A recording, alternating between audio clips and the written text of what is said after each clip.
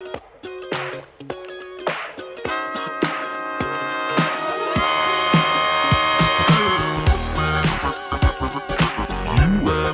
Garage.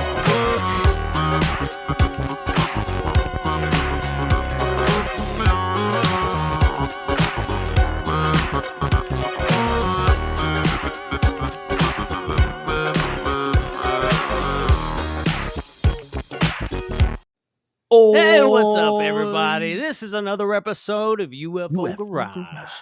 I'm Ben. And I'm Joe, and this is where we talk about UFOs, aliens, and all things weird. Yeah. What's up, dude? Dude, everything's up. Everything's up, man. A lot of things are up. I'm doing good, man. How about you? Pretty good. It was a nice little 2-week vacation. You know what I'm saying? And then we were like, hey, we scheduled something nice. Let's do a little treat, a little fun happenings for the both of us and our families, most importantly. Yeah, dude. Yeah, this is going to be pretty cool, man. We met this guy about, 2 years ago? Almost 3 years ago, I guess, back in Phoenix. And it was just like, we saw him walking in the elevator. Then we're like, maybe we'll see him later. And then lo and behold, there he was in the parking lot, man. We went up, said what's up, and we got to meet Mr. Jeremy Corbell. Let's bring him in. Jeremy. What's up, guys? How you doing, man? Very good. Awesome, dude. Awesome. I'm so glad to have you on. It's been a while. You and Ben have been chatting for a little bit, but dude, I'm so stoked. Like, this is so cool. I'm so ready to just kind of like pick your brain and have cool conversation, man. This is gonna be a great time. A dangerous place to pick, bro. Let's do it. I've got my tweezers. I've got so many tools out to do some picking and prodding. I'll tell you that much right now.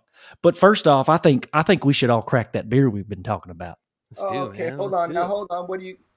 And I've got the Jeremy Corbell ale. The Corbell ale, dude. Jeremy Corbell ale. That is great. Okay, well, I thought I was gonna trump you, but like, there is no safe word for Pilsner, man. Look at that. But that's it. You got a fun beer, dude. Yes. I've got Joe. What you got, dude? I've got the Tex Hex, the Brewhaus Brew. Oh, snap, brew. Yeah, dude, it's an IPA. We'll see. Yeah, I'll probably have a splitting headache tomorrow. Look at your camera adjust as you brought that. That's like you have like total focus of your system.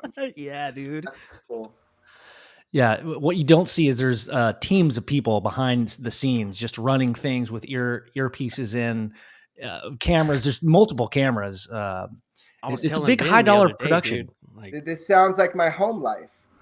It better work. I paid $60 for it. Shit. You know, $60 better go somewhere. Damn. I'm still getting used to paying for shit on the internet. You know, it's like weird. Yeah. I'm like a really grumpy old man inside for whatever reason. You don't look like one. I'm not gonna do it. Nope, not buying anything online. And then I got married, and so like now everything's online. It's really cool. It's actually more efficient, I guess. I don't know.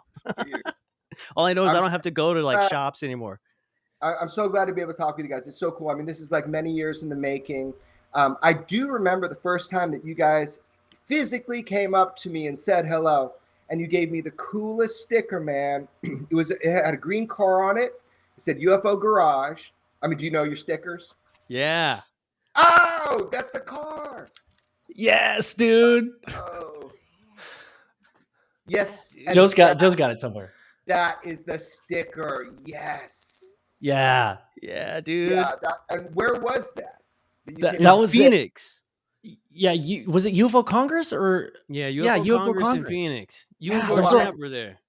I'm known for my false memories, if you ask any of my family, but I thought that you guys came up to me at the Storm Area 51 event. It was like right after. That was about a year. So I'm totally wrong. You know, it definitely wasn't a Storm Area 51 because we didn't go. But we didn't go there. Oh, you guys had imposters then because I have your sticker. I have it. So at some point you gave it to me, man. Yeah, we got it to you. That was that what was it like at the Storm Area 51 thing? Like, were you there like as an event coordinator, or were you just like reporting on the whole thing? Dude, that Or was you do a peyote in the desert.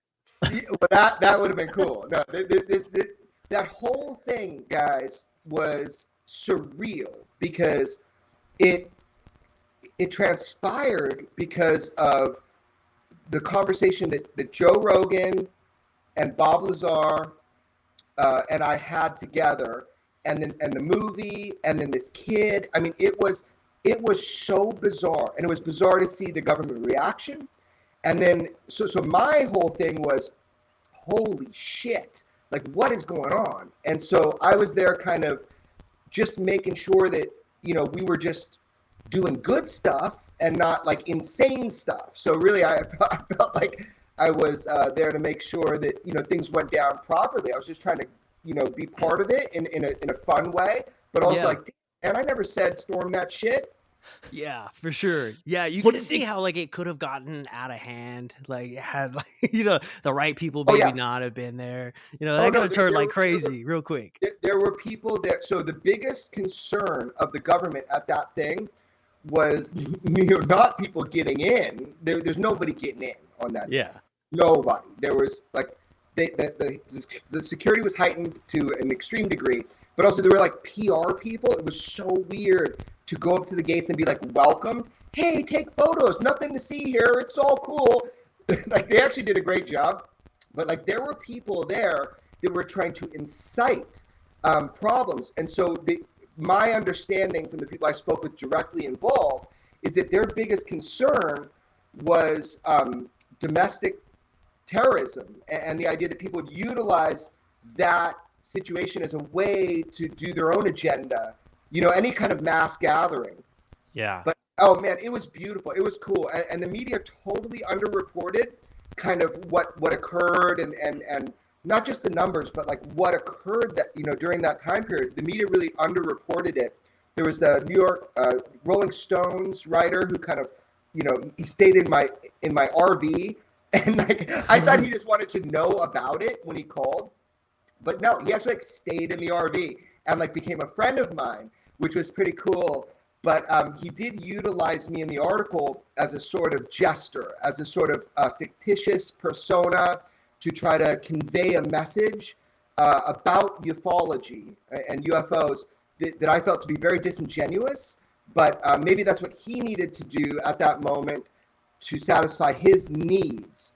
Right. So, Hey, I've to comment on that, but Jeremy, just real quick, we're getting that audio kind of like weirdness again. Would you mind backing out and coming back in? We're getting that like choppy thing. Just you got it. Okay. Video's great, but just there's something with the audio. Back in. Okay, cool. Thanks, brother. You're hearing that too, right, Joe? Yeah, dude. Yeah. Okay. Yeah, it sounds like bubbles under the ocean, dude. What was that? What was the voice he did? Way down here beneath the ocean. Better. There That he should be is. better. There he is. Yes. All right. If it happens again, just let me know. I'll jump out and jump back in. Okay, cool. Well, Yeah. it seems to have fixed it so far, so that's cool.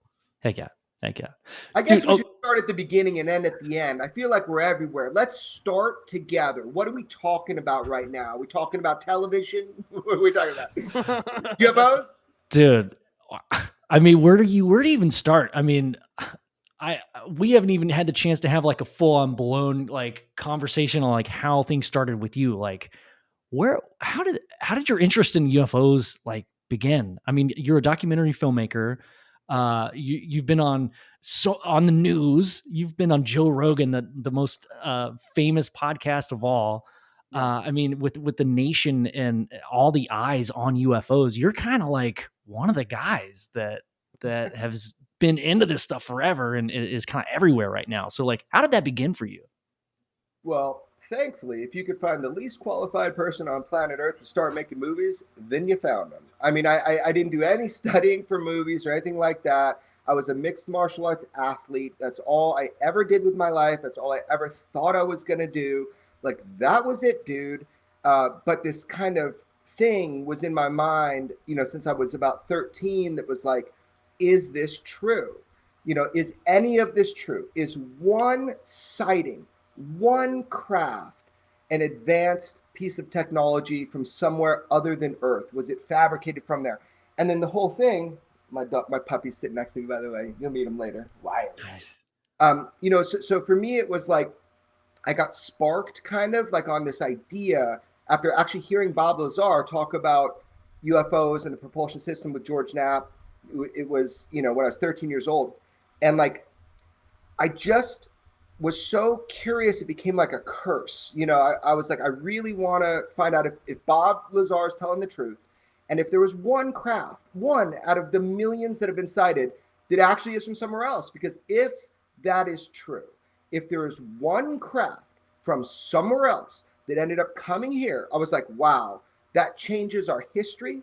It changes the ecology that we live in. It changes our social structures. It changes the entire dynamic of our consciousness and our understanding of the universe, because of course the universe is vast, and of course there's aliens that are advanced and whatnot, but are they coming here? And it was that one moment where Bob Lazar described the propulsion system that really, I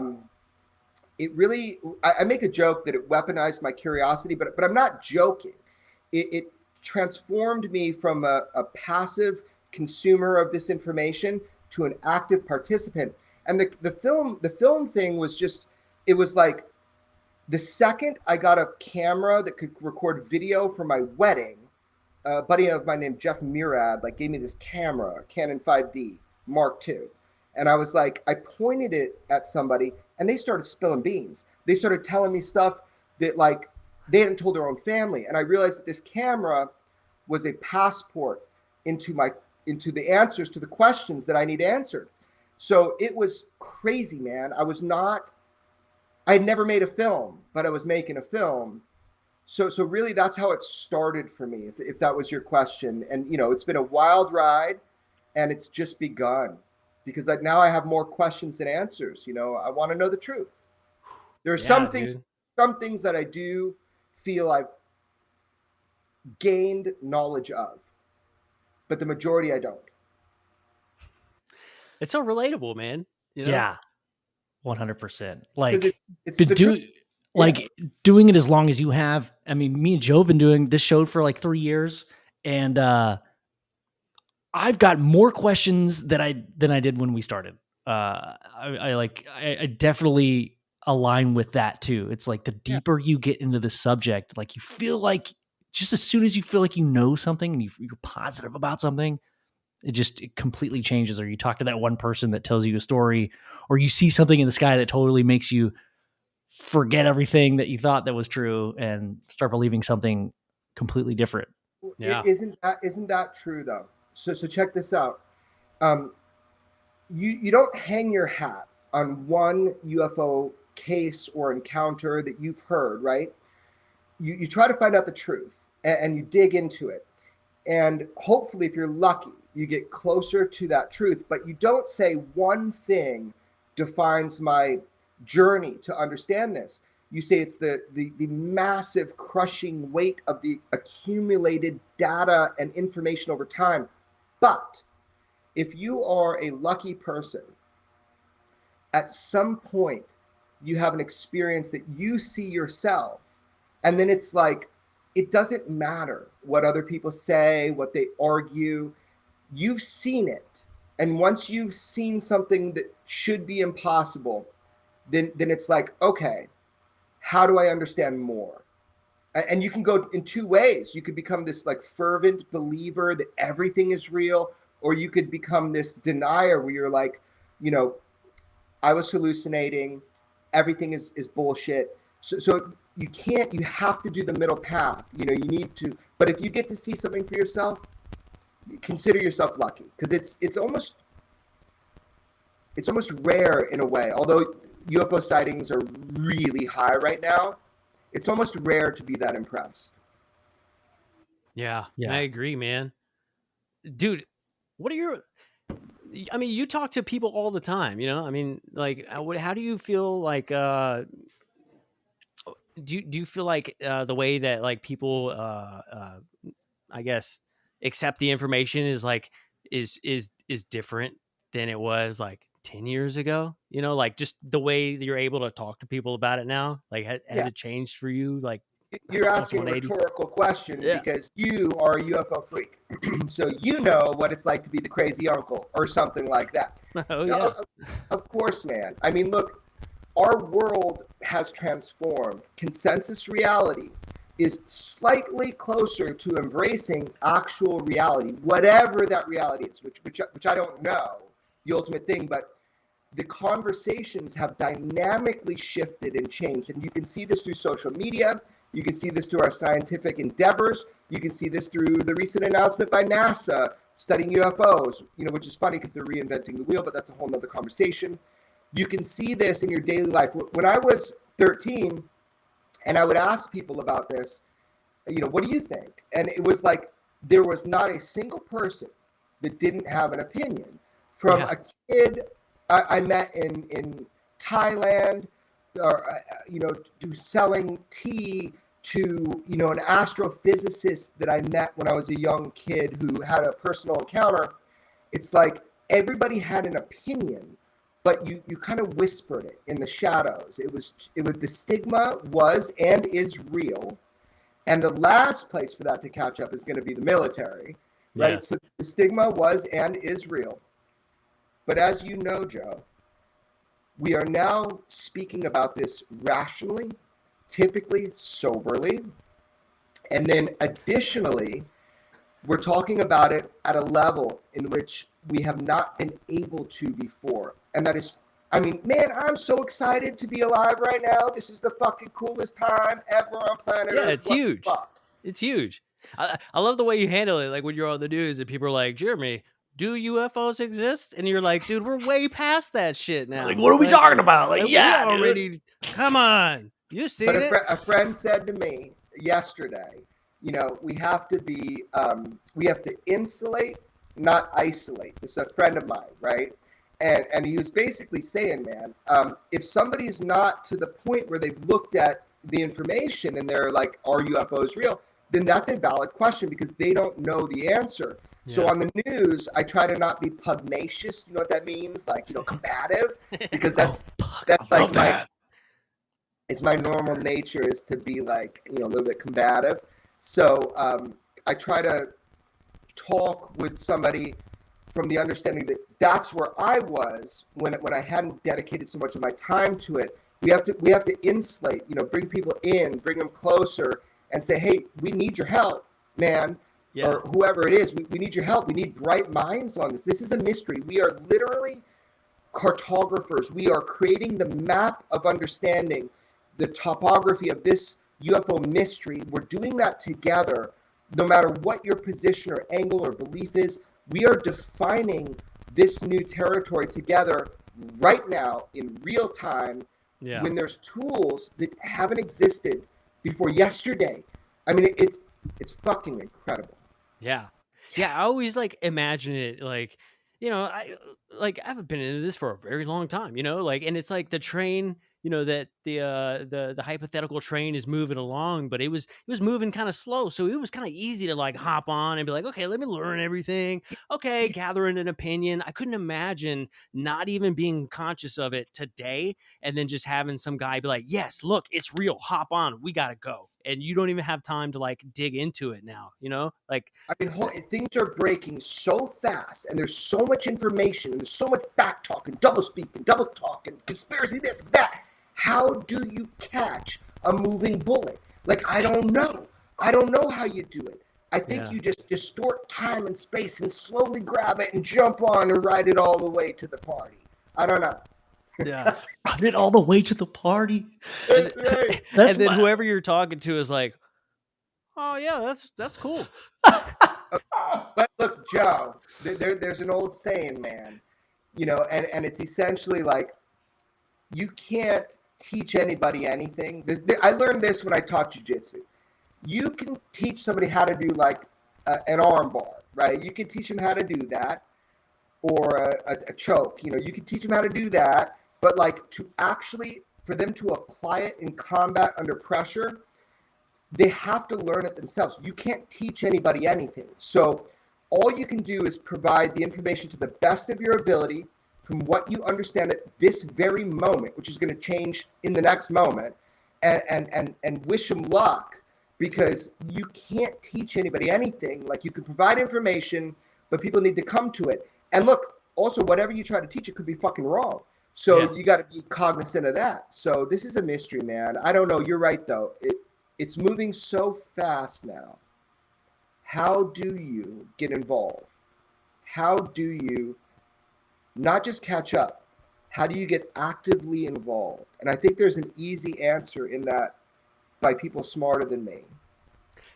I mean, yeah. I mean, for the general public, the answer is pretty easy. I mean, it's just it's be open minded and check it out. I mean, it's if for no other reason, very soon you're not going to be able to avoid it. So you might as well just hear it now, right? So that would be my advice, I guess, for the general public. But yeah, I mean, it's a fascinating thing to think about, the general public and the idea of UFOs. And like, now you're right, things are just moving so fast that but who are the general public, Joe? Like, meaning, if like my mom who's watching this stream right now, I tell her not to do that. Okay, so like if you're like somebody who's just kind of like, I want to know the basics, like, where do you start? Because I'm sure a lot of people tuning in right now might not have the general basics. It's not that crazy that we can't give them that. Like, what do you know for sure? And so maybe if we're going to talk about UFOs on this podcast, let's bring people up to date with what we know for sure. Like, what is solid? What do we know? And I'll let you guys answer that while I sip a beer, and then I'll chime in.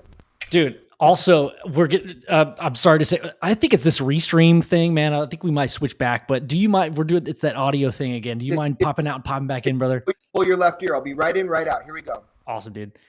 Yeah, we might have to go back to StreamYard, dude, because it only happens on Restream, I feel like. Really? Anyway. Yeah, can you not hear the... I mean, I can, but it just, yeah. I mean, it's weird. Yeah. Anyway. It's technology, right? Am I right, dude? Technology. I thought like technology was supposed to be good by now. It might be. I'm very remote. It might be a signal from mine if my internet's slow.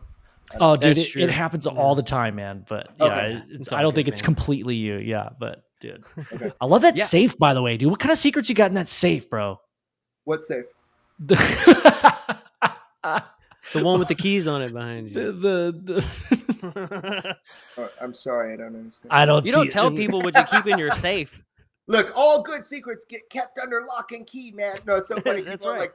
People on like national newscasts will bring that up. I'm like, well, it was dumb of me to, put it behind me. But at the same time, like, I didn't have anywhere else to put it. So it is what it is, man. Asking a man what's in his safe is like asking a woman her weight, man. You just don't do that, I mean, I'm just saying, like, it subconsciously tells me, like, man, I need to either, figure out a way to figure out all the secrets that Jeremy has, or know that he's got it under lock and key. He's never going to tell me the exact, like, if you know some stuff.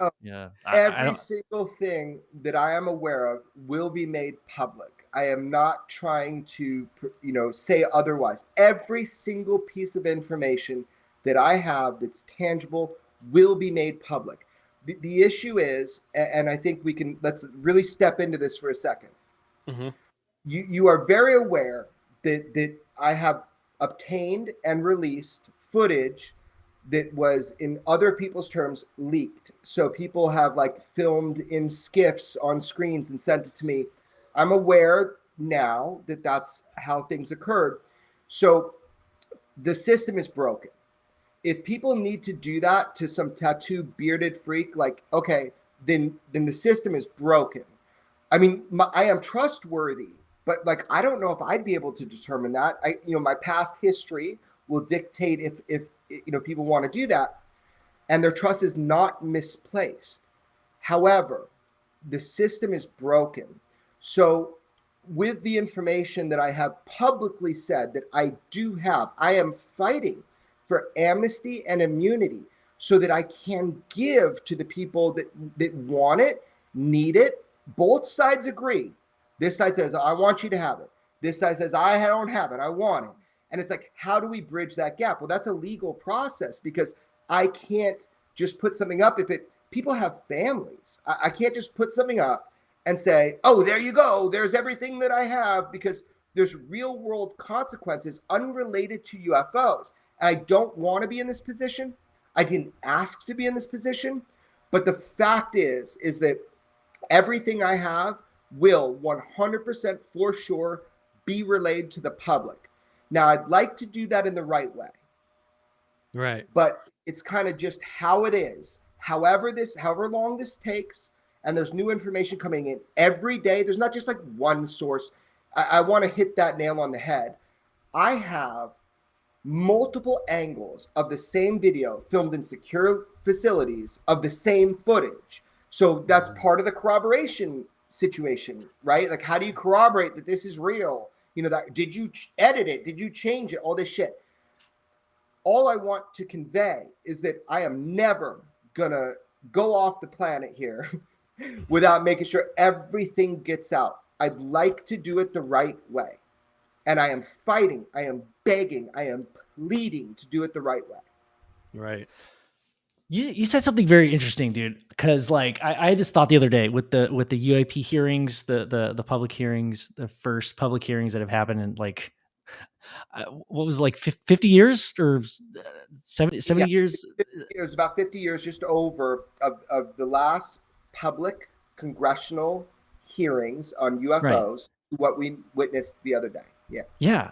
Okay. So the thought that came into my head, and this isn't really just a question, it's more just, you know, talking about this idea, is that like, it's like, so now this is in the public and we're having a public hearing. There's a reason why it hasn't happened in a really long time.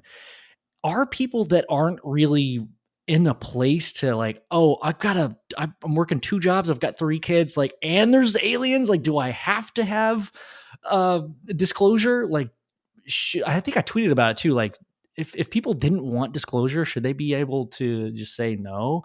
Because up until now, it's only been reserved for those like extremely interested or those that have had experiences themselves or have just been like really, really into the subject since they were kids. It's like the public now, it's almost like you can't really ignore it.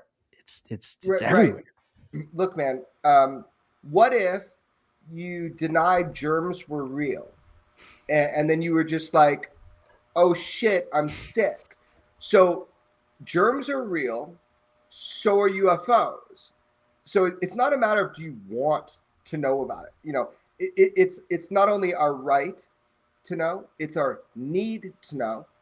And I personally feel a duty to find out as much as I can. And then most of that, I feel a duty to share it. I mean, really, I'm just interested to learn as much as I can. And then luckily, I have the ability to make movies or like put something up and people will read it. And hopefully it's 100% accurate. You know, that's my journey. I'm on a journey to learn more. But to your point, this is not a question of you know, if people should know. Like, should you know about germs? Like, before we had a microscope and, you know, yeah, man, you know, this is not but people seem to think like the public's going to panic. Well, okay, we could, you know, look at the recent studies and like, no, people are not going to panic. So that's a bullshit excuse that like religion will fall and the economy will fall. It's actually a completely bullshit thing to say that our society would be transformed with energy and there'd be free energy and every system will collapse because we now have this technology. I can explain to you precisely why, but all of these are absolute bullshit. The point is this: we have a right to know, we have a need to know, and I feel a duty to find out, and then I have a duty, I feel, to some degree, to convey that. But that's it. That last part is a choice. So this idea that society would fall and people's minds would crack open, that's verifiably bullshit, first of all. And religion, whatever, it's totally not true. The Vatican was one of the first to really accept and include and insulate, you know, to bring closer this idea that if there was other beings, you know, and the idea would transform society. Like, let me just break something down if you don't mind me ranting for a minute. Yeah. So look, man, people say that if this technology was revealed, that it would absolutely transform society instantaneously with free energy and blah, blah, blah, blah, blah. And then even I have said, look, the same technology could be weaponized, which is true. So you're like, oh, well, that's a national security issue because we don't want everybody having some sort of magic plutonium, Right. But the issue and the truth, to the best of my knowledge, at this moment right now with you drinking this beer on your podcast, UFO Garage, is that we don't have the fundamental material science capability to replicate even the most basic physical structures needed to generate the same type of technology. So it would not change industry overnight. It would not. We can't replicate it. And if my understanding is correct, then we're back to square one, which is that the public deserves and needs and has it, and I have a duty. We have to come to a point where we say UFOs are real. They represent whatever they end up representing, like a technology from somewhere else, from somebody else, where they have shops and they make it. I don't care where they're from. I don't care if they're extraterrestrial, extra dimensional. I don't care if they're extra temporal. I don't care if they're, my favorite theory, techno-terrestrial. I don't care if these things are seagulls with flashlights strapped onto their fucking wings. What I care is, do we know the basics? Who's operating these? How did they make them? What type of physics is being utilized when operating these craft? What is the intent of the individuals, the people that pilot these, either through remote AI or through physical piloting? It's just the things you've been told that are the problems are not the problems.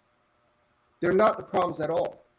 The biggest problem with the obtuse language and the overclassification is really, it's a bureaucratic bottleneck. It's that we're so conditioned to not look at the evidence. And perfect example is Neil deGrasse Tyson. Here's a guy so fucking smart, could just be like this great shining beacon for scientific endeavor, but instead says reckless things that are inaccurate. Like, that there's grainy footage.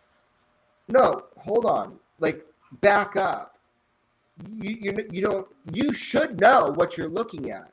And so it really bothers me. Like, the things you've been told to fear about this are incorrect. The things that are actually real they're not that mysterious. It's like a bureaucratic bond of information. I think there's a lot to that, Jeremy. I've got one real quick technical thing. I think so. Our buddy Chad texted me. He said, "I think your audio issue is it could be fixed in settings if you turn echo cancellation off. Would you mind doing that really quick, dude?" Sure. Yeah. The cog in Restream, the so settings. Echo cancellation is on. Will you turn that off? Actually, I can't hear you at all. Now it's gone. It's Dang even it. worse, Chad. What about noise suppression? Is that off or on? No, nothing. Okay. Yeah. We'll give him a second. Okay. Oh, man. Dang it. That's freaking awesome, dude. I'm loving this. Dude, I know. I love it. I've got so many other questions. When do you want to play the game, dude? I want to get into like one more little thing with him here in a second, and then we can totally play the game. Okay, sick. Hey, if you guys want to check more of us out, man, you can go to UFOGaragePodcast.com. Go check out, we got some cool t-shirts and all kinds of stuff on there. Go check it out. It's pretty sweet. You can find every episode on there too. You can also find it on YouTube and everywhere that you can stream podcasts, like everybody else. Hell yeah. Glad I could plug that. Dude, Sweet. Perfect timing. Jeremy. All right, let me know. Let me know. Is this better? I can turn echo cancellation off on this browser, or I can leave it on just like this. Do I sound okay? You sound great. It's weird because it'll work for a little while and then it'll like really randomly. Well, actually, no, it's not random. It's like as soon as you get into like this really like thing, it decides. Oh yeah, we're gonna go ahead and make it. All right. Well, let me know if you want me to turn echo cancellation off, but let's talk about UFOs. Yes, dude. Yes, dude. Okay, so one of the big things that really interests me here, right, is don't get me wrong, like I absolutely love the craft, right? Whatever it is, I think it's so cool, and like let's like fuck yeah, like I'm totally down, like let's do it, right? But the people that are experiencing this, the people like the experiencers themselves, like dude, that stuff is like that's it's like really heavy, right? And it seems to be a little more like difficult because now we're starting to get like, you know, videos and, you know, you can go out with lasers and play with these things in the sky. Like people are waking up to that, right? But now we're going in like this next step of like, all right, who are the people that this is affecting, right? Because a lot of people are like, yeah, the Navy pilots and stuff like that, right? Well, yeah, but like when we realize that this is happening to millions of people, like every year, like that's pretty huge, right? And like, so I think, like, do you think that that is going to be as big of a hurdle as just getting people to understand that UFOs are real? Or do you think it'll be a little bit easier now that we kind of have like this understanding that like, look, yeah, UFOs exist. Now I think we're all just kind of asking like, who's flying the damn thing? And what are they doing? You know? Yeah. Well, and what are they? And what are they? What do they represent to human consciousness? Because I'm not for 1 second going to assume that I know that the presentation of UFOs in our culture is what UFOs are. Right.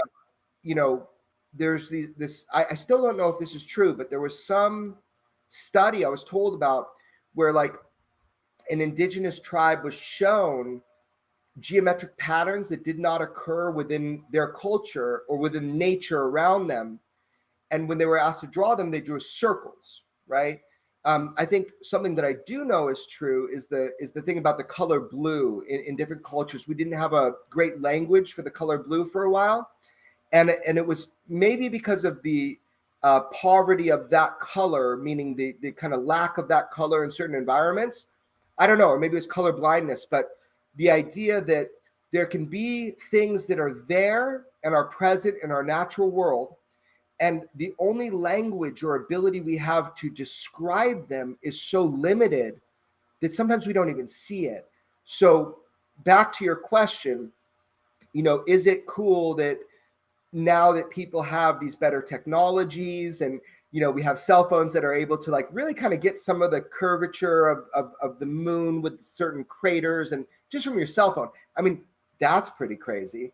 So 90% of the just Vegas slot machine of emails that continuously come in nonstop 24/7 from around the globe with photographic and video evidence and, you know, everything under the sun, both positive and negative, is from civilian. It's from individuals that you're talking about, people that have had a profound experience and don't know where to put that or integrate that into their life. And, you know, of course, the question is, well, did you film it? Because we got so many cameras around us now. Like, did you film it? And I think that there is some sort of relationship between our emergent technologies and our ability to capture these anomalies. But also, there appears to be, independent of our technological innovation, an increase of frequency of these, what we'd call anomalies. So now we're in a time where the time is ripe to get visual data. Now, of course, the military has like the greatest toys. You know, you've got thermal, you've got IR, or, you know, let's say, you know, infrared. You've got all sorts of great satellite-based weapon systems that also have observation systems. But our military, by design, employ private industry to develop these. So by definition, you could go and utilize some of these technologies if you had the will and the finances. So I think we're in this kind of really interesting place where the civilian world will start capturing things that are as powerfully documented as by the multi-system platforms that we see with our military, because it's all about corroborative evidence, right? Mm-hmm. Like when I released the videos from 2019, it was thermal data, it was infrared night vision, it was radar, and it was also just normal optics deck footage. I call it deck footage. This is corroborative visual evidence that aligns with witness testimony. So it's no longer just like somebody saying, even a credible person saying, I saw this, but now we have the data. And I thought, oh man, there we go. Game changer, because that's what I always wanted. I always wanted that. Like, show me it all. And the level of education it's taking to bring people up to speed on what they're seeing. For example, in the USS Omaha video where that object descends into the water, it does not appear to descend. It did descend into the water. And I can back that up 1,000 ways. Yeah. But it took a while, and it's taken a while for people to understand what that means, what a transmedium craft means. Yeah, there's a lot of new terminology coming out, and I mean, we're the UFO Garage. I mean, it's a classic, right? The UFO is like just classic, dude. It's classic. But now we're talking about all kinds of like new terminology that's coming out. I was recently at a conference, and it kind of made me think about the terminology that we use. Yeah. And then there's a section of people who know about certain types of terminology and like kind of what might be going on. But then there's like the rest of us who maybe just aren't privy to that information, right?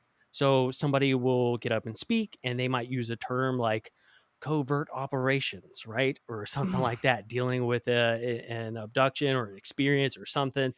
And then you might have somebody who may have worked in those types of operations, and they will get really upset because it's not covert. Like that's not what we do, right? And then it makes you think, well, okay, maybe you just weren't privy to that information as a covert person, or you were involved, and then like maybe you just don't want people talking about it. So like the language, like it's kind of like one of these funny things right now where like people are trying to explain experiences that are happening, but maybe just don't realize that the language doesn't exist, or it does, but it's just in a very compartmentalized group of people, So let's talk about language. Let me let my puppy in just 1 second. 12 seconds.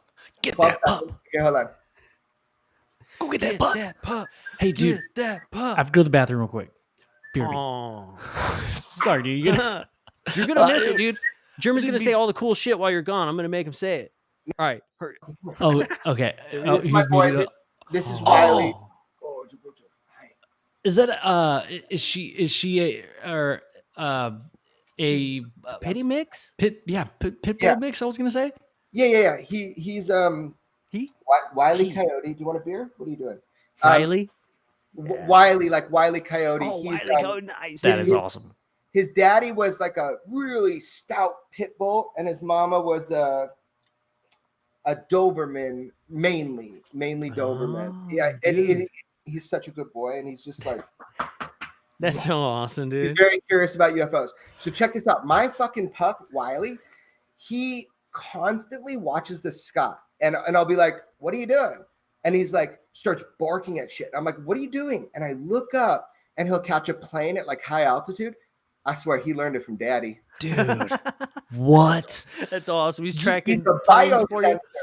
That's awesome. A biosensor. That's exactly what it is. Oh my God. Trained. Awesome, dude, there's got to be, there's that's a TV show right there. Is it's all about the dog though, from the dog's perspective. Yes. Yeah. This is dude, the UFO detective dog.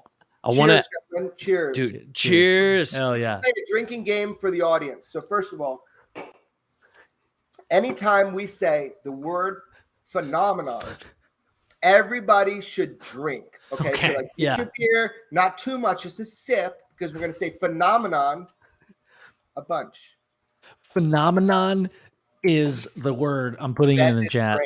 That's another drink, dude. Hey, Okay, so speaking of phenomenon, Yeah. right? That is another word that has come up a lot lately when we were talking about terminology, and you were going to kind of break into what you feel is important about terminology right now. Yeah. So I mean, Joe, like you probably, like we all are, it's like we're learning a different language. Again, I come back to the idea that we are cartographers. We are creating maps of this new topography, like not big words. Those are like just we're creating a new understanding by the information we're getting. So here's the deal, man. They make it so fucking confusing. AIMSOG? What the hell? I know. UFO, UAP, the phenomenon. I mean, like, Nice. Oh, I mean, didn't like, say it. what? I'm gonna drink anyway. You got to have some like people to like make sure we drink each time we say that. So, like, it can be daunting, but like, I've made a list of a whole bunch of acronyms, and anytime I put something out, I try to like, say, hey, I didn't know what this is. It's like legalese. It's like a language within the legal system with these acronyms. The acronyms are not to push people outside of understanding. The acronyms are to make it easier to converse about them, but sometimes they have like horrible implications. So like UFO is so simple. It's indelible on the scroll of the human soul. UFO, unidentified flying object. Okay, cool. So at some point, they were like, UAP is a better description, which I agree with. I mean, it's very simple. Unidentified aerial phenomena. Me too. Yeah. It's a phenomenon. That counts. Phenomena. So like the thing is that's what this is now, because we're dealing with military cases a lot in the public, like what does UAS mean? What does UAV mean? Unmanned aerial system. Unmanned aerial vehicle. And that terminology keeps changing so that people in the military, when they're discussing how do we report something that is not big enough for a human to comfortably sit in, but also, I mean, there could be a hamster in it. My buddy said to me, there could be a hamster. It could be hamster powered. I don't know. But it's like these acronyms are not meant to isolate you from the mystery. They're just like a way to better describe what we're seeing. So like a lot of the mystery objects, the unidentified objects that swarmed in 2019, some of them, you could say very easily, okay, they're drone. Okay, so what does drone mean? Like, what do you consider a drone? Does unmanned? Okay, great definition. You're like the first person in history since this happened to give a definition of drone. Okay, great. So we're going to assume that it's unmanned. It could be hamstered, though, right? It could be. Honestly, yeah, or gerbil. Because that was going to be. It could be, yeah. I'm just saying, Joe, to answer your question, Joe. That was going to be like my next question. So like, if we're going to use the term UAV, which is unmanned aerial vehicle, is there a possibility that they could like slip that in and confuse us? Because we're just thinking unmanned aerial vehicle. Okay, cool. But if they do know that there's a man in there and they meant unidentified aerial vehicle, could there be some trickery there with like the acronyms that they're trying to use on people now? Well, yeah, but the people that are actually like reporting this and putting it up through the chain of command to those like briefing slides that I obtained and released, right. I know those folks. They're not trying to trick you or dupe you. They're actually thinking, what is the term that I'm supposed to write? What is the term for something that moves the way I see it, even though I don't see rotors and I don't see propellers and I don't see traditional propulsion, like, either because it's night or because they don't see it on FLIR. So like, but the approximate size, 12 to 15 feet, the approximate way in which it moves, that's how those things are determined. It's not a big conspiracy. Right. UFO and the stigma associated with UFO. Yeah, man, conspiracy is just two people deciding to dupe another. I mean, it's super simple, right? So like, of course, there's stigma attached to it that was intentional. We know that if you know your history of UFOs, we know that because it was determined that it is unknown if the UFO presence on planet Earth is a threat to national security. This is like 50 years ago. That is unknown. but we absolutely know that the belief and curiosity about UFOs poses an absolute national security threat. Yeah. So then our job became to quote unquote demystify the UFO phenomenon, which basically means I keep doing it to us. It basically means that we created a structure. It's mainstream. That was intentionally set to kind of make people uncomfortable about reporting, which is so anti-scientific, but indeed that's what happened. Right. But now we are so fucking far past that. Yeah.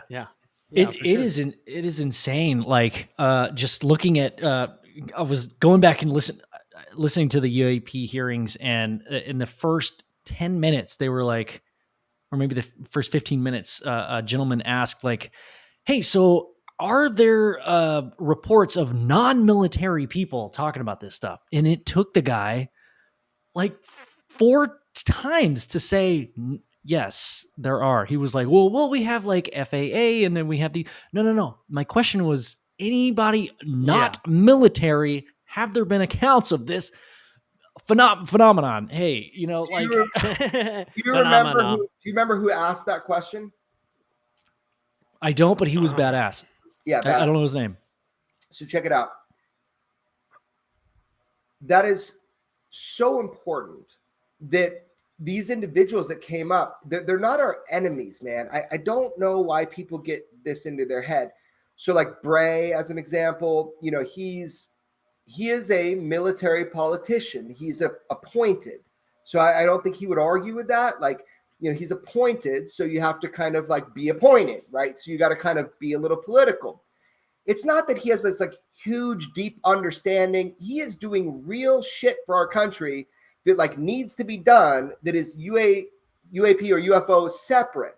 So in fact, he was just kind of like briefed on some very basic stuff of like how to convey this publicly to Congress. The Congress people, God damn, they're my heroes.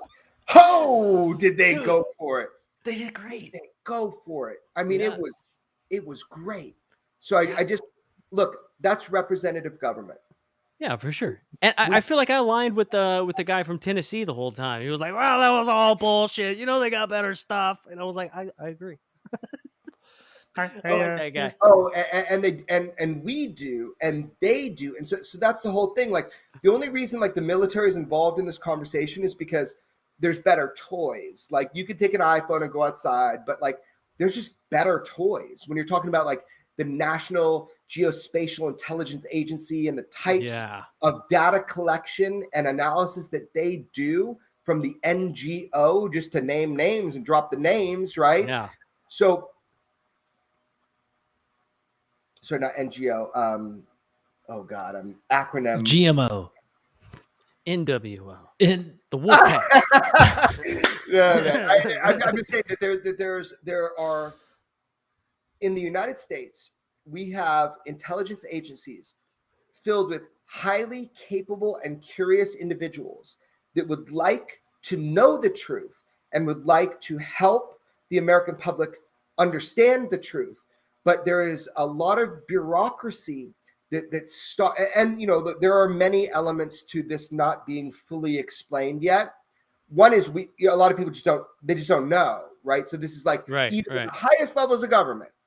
It's like we don't really know what we're dealing with. I'm sure there's a pocket of individuals that are comprised of individuals outside of government purview, but also part of contractually government purview that do exploit materials and certain situations to get a better understanding. So I am positive there's that element to it that don't want, you know, the general public to know this stuff. But really the majority of it is our government is filled with different agencies, with different capabilities and different analytic capability that would want the public to know this. But we need to get them in front of open Congress, not the politicians. We need to get direct people with direct information, direct understanding, direct knowledge. We need to allow them to show that information, to show that footage, to show what they know, and they need to be called up in front of open Congress to the public. That's the only way we're going to move forward in the immediate future on that level. Yeah, dude, I agree, man. Like, and I'll be 100% honest with you, dude. Like, I try not to be like such a wet blanket about the whole thing all the time, but you know, like, I feel like at the same time that whole 70-30 mentality of like, nah, I mean, look, you know, like, you mean the same people that have been trying to tell me that I was fucking crazy this whole time are like now just gonna tell me the truth, right? So that's like my 70%, and then my 30% is like trying to have that open mind and open heart to be like, look, I know that there's honest people out there and they do want to help you, and I think it's like a fine balance between those two, because the skeptical part for those people is like, I feel like what is responsible for getting a lot of this stuff out is like the tides almost changed a little bit to where it's like they're like, oh yeah, we'll prove it, right? And now they're trying to say, well, look at what we got. And now, so you kind of like the ball, like the shoes on the other foot, where you're like, oh yeah, prove it, you know? Well, Michio Kaku talks about that. So, you know, astrophysicists or whatever, Michio Kaku, like I actually like the fact that he's so open-minded. He talks about that. He goes, the burden of proof is no longer on the public. It's on the scientific community. We have provided the scientific community plenty of information to go on. In fact, at major universities, there are funded programs where major universities are used to covertly study some of this phenomena. That is fact. You can take that to the bank. I have personal direct information knowledge about that. So here's the deal, man. Like that burden of proof that you're talking about, that I agree with you. It is now flipped. So we don't know what UFOs are. I don't know what UFOs are. Some people feel they really know. I don't know. But they appear to display a technology that is far more advanced than human capacity to create. And by the way, because this is not just like 2004, you know, 18 years ago, I don't know how many years, where this was not only like a person seeing this, but this was not only ground radar and air radar, but it was an AI. It's called the ASA. It's like a collaborative radar. And there's other systems people don't know about that capture this. So it's no longer a pilot who's one of the top dogs. I mean, one of the most skilled observers and pilots is Commander David Fravor, and then Commander Chad Underwood, who, by the way, is a pilot as well as a weapons systems operator who filmed the Tic Tac UFO. Yeah. And if you don't take their word to the bank, you're ignoring information.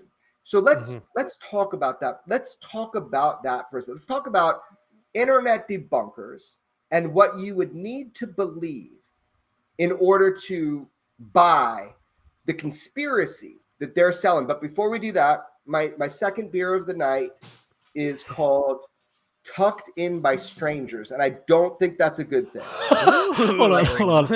I gotta highlight. It depends on what time of night it is and how much you've already had to drink. What time of they night? Only break in to tuck you in. I mean, Tucked In by Strangers, dude. So that's what's happening right now. That's a subliminal UFO beer right there.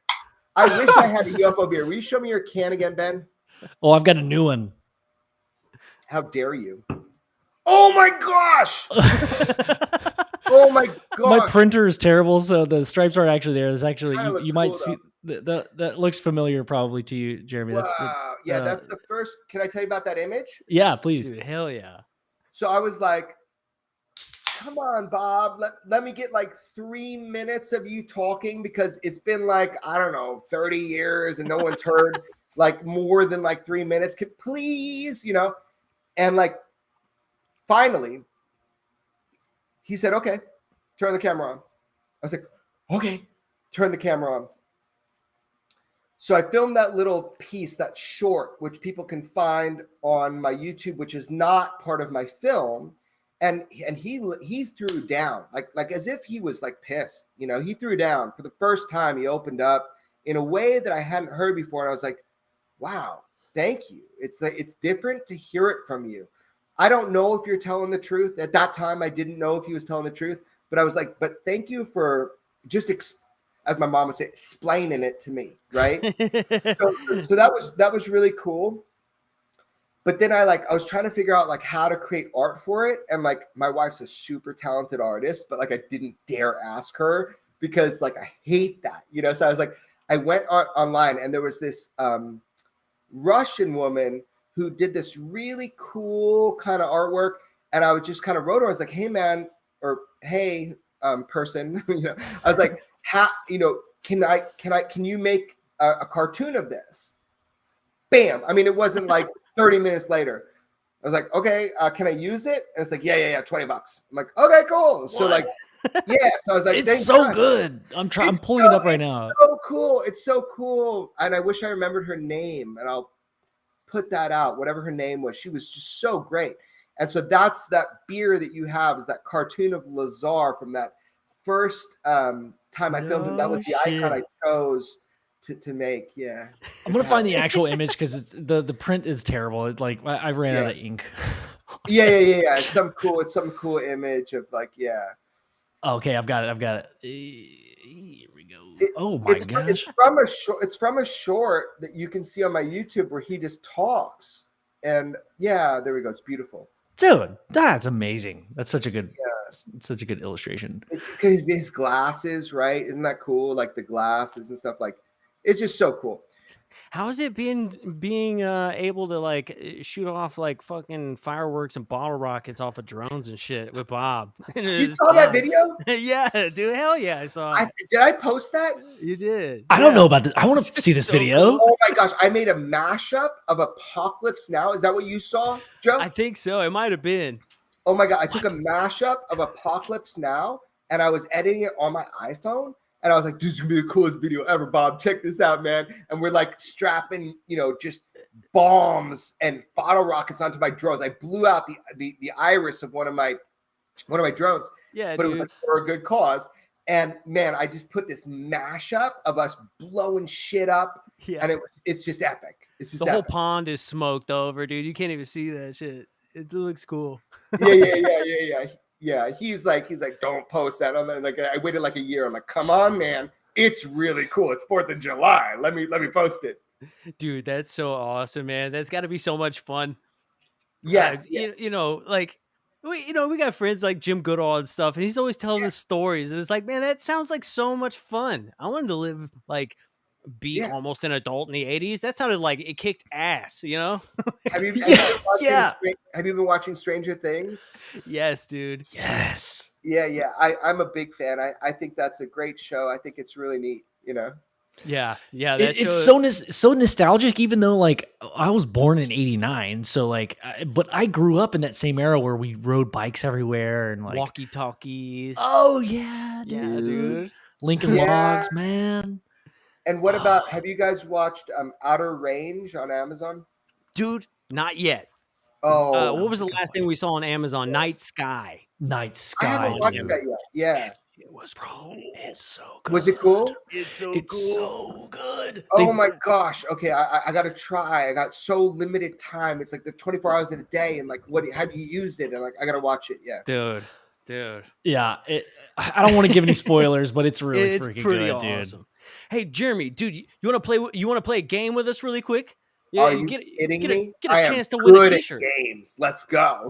Dude, okay. So the name of this game is called UFO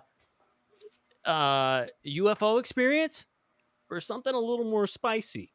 Ah. All right. Ah. Okay. And then so when I read the quote, you're basically going to tell me whether or not that was a UFO quote or maybe something a little more spicy. Oh, I'm going to fail this. Okay, go ahead. You ready? Yeah. All right, first quote is, I've never seen anything shoot off so fast. UFO quote or something a little more spicy?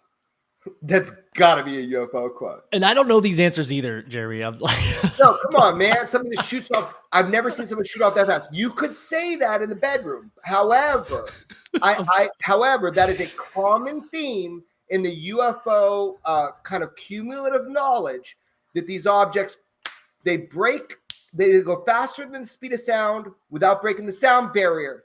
So if you can do that in the bedroom, you get an award. So tell me, what is it?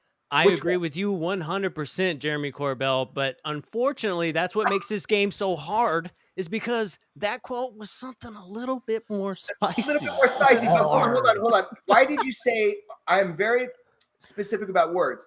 Why did you say unfortunately? Because I think that is very fortunate. Well, yeah. I mean, it could be. It's unfortunate if you're that fast in the bedroom. Yeah, if you're that guy. I don't know, man. I don't know. It's like maybe there was a good situation going on. Are we talking about like? Are we how talking you about like speed of interpret- like hips? Is that the speed that we're talking about? Or is... It's the way you interpret the words, man. Okay. Next one. Next question, or next quote. The shadow made the whole room go dark. Well, dude, these are not historic quotes, so that could be anything. Dude, me and Ben have scoured for days, random. Okay. I'm gonna experiences, try, and I'm gonna try to get every question wrong. I'd say a little more spicy. You would be winning because you're wrong, sir. That is a Wait, UFO what? quote. He said he was going to try and get everything wrong. I thought it was spicy too. Okay, all right. So he's winning. Okay. If I can get 0 for 0, let's go. If you get 0 for 0, you're definitely winning a shirt. Okay, here we go. Next UFO quote. That particular night, there was 3 of them. Well, you just said the next UFO quote, so that's UFO. Oh. I don't even question that. Well, okay. Is it something Sorry. spicy, or is it I meant to about say UFO? the title, and I just said UFO quote. Okay, say it UFO again. quote or something a little more spicy. Oh, I get it now. This particular night, there was 3 of them. I'm going with UFO UFO quote. UFO quote. Something a little spicy. Oh, Sorry, guys. Yes, we did it, man. We have failed. You got one more question. All right. Is this a UFO quote or something a little more spicy? Okay. The way it pulsated was amazing. It's the biggest one I've ever seen.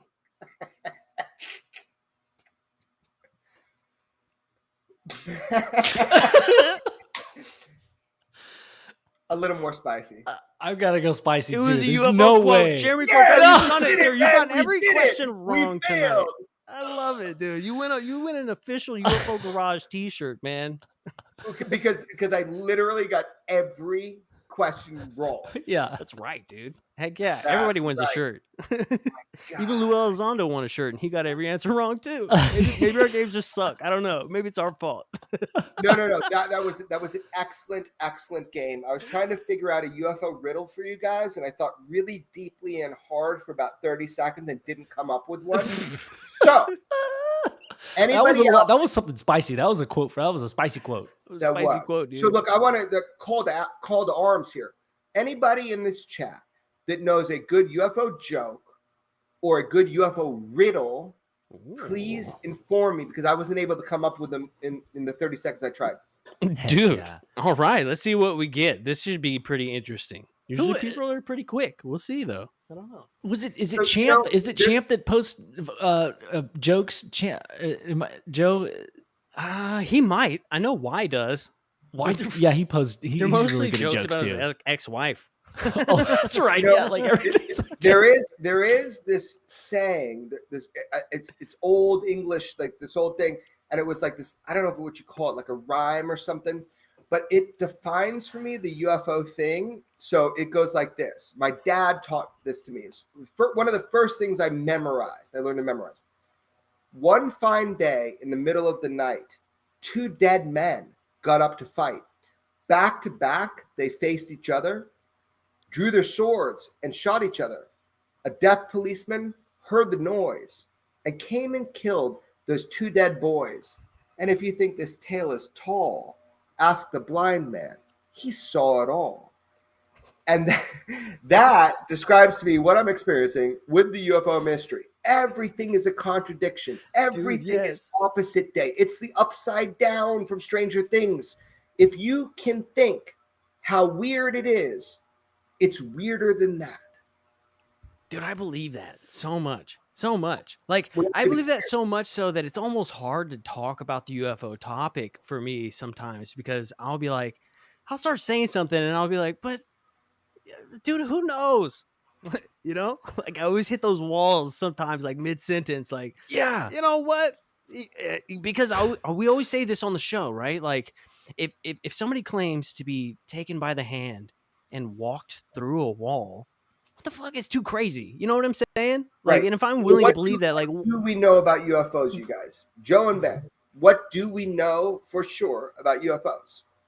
Well, okay, we know they're unidentified. Yeah. That's For sure. good point. Good point is that the true UFOs are unidentified. Okay, go on. Yeah. We know that people have had physical effects from whatever this unidentified thing is. Okay, so how do we know that? So back up a second. We do know that because there were studies done by OSAP, Advanced Aerospace Weapon System Applications Program. So we do know that there are biological effects, not just like the tabloid and the Hustler article and all the things people don't understand about the dirts, all that stuff. Okay, no problem. Whatever. So like there actually were biological effects that have been measured over time and analyzed. Okay, so continue. You're right. Continue. Well, can I add on there too? Go for it. If we want to put some, evidence for evidence side B or container B, there's also body markings and radiation burns, skin burns. And I want to radiation is it's definitive. We know that. Yeah. I want to throw in crop circles, but I want to it's like a half throw in because it's like a gentle law. Yeah.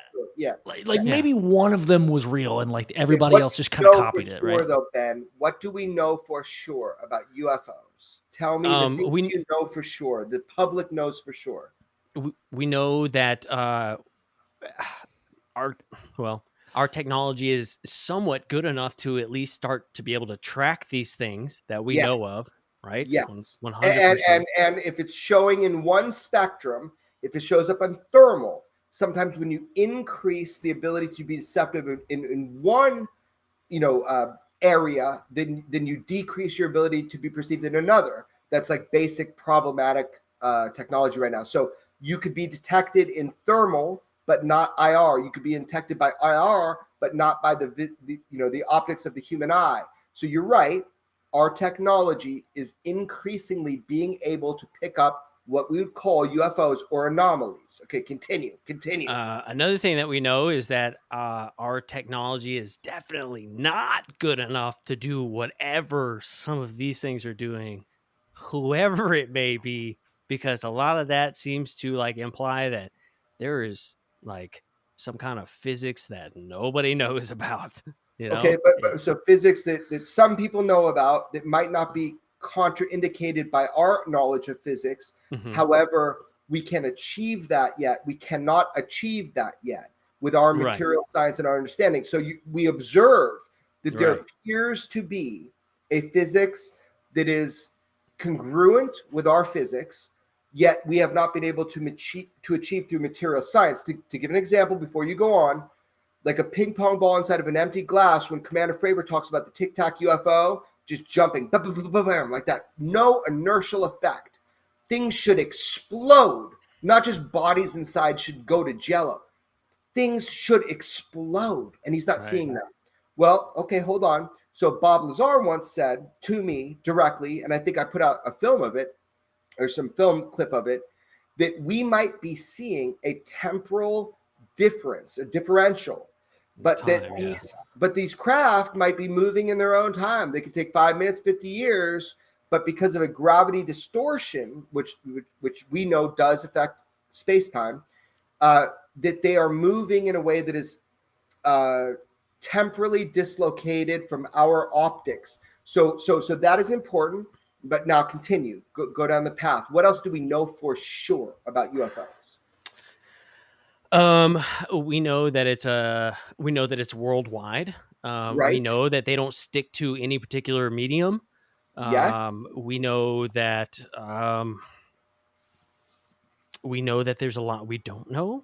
How long have there been reports of the same types of craft? Since reports were made, all the way back. Since reports were made. So the way to say that is recorded human history. Yeah. It's the beginning of time. Yeah. There's hieroglyphics. I mean, some are speculative, but I think there are a couple that I've seen that are like not inconclusive, but conclusively, those are Well, freaking. they're all speculative because you don't know the person who is actually like chiseling them. But Yeah, that's okay. It's right. subjective, but yeah, there's okay. some compelling ones for sure.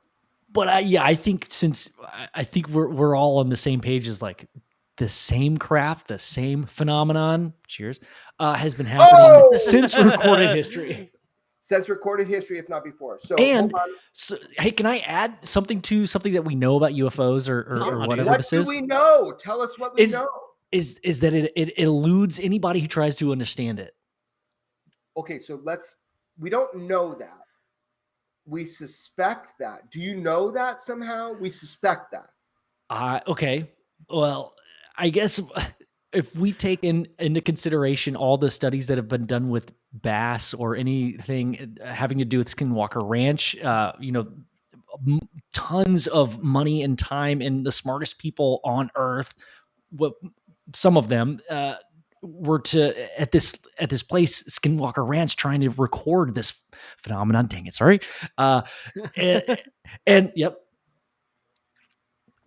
And it seems like anytime you try to film it, it eludes it. It knows that you're trying to film it. And anybody that has gotten something on film, it's often like, oh, well, as soon as I brought the camera up, it was gone. You could say that it's speculative that the phenomena wants to elude you, but it would seem that from a common knowledge of what we know, that it does seem to elude most. Okay, but the question wasn't what seems to elude you. The question was, what do we know? Okay, but check it out, Joe. Check it out, dude.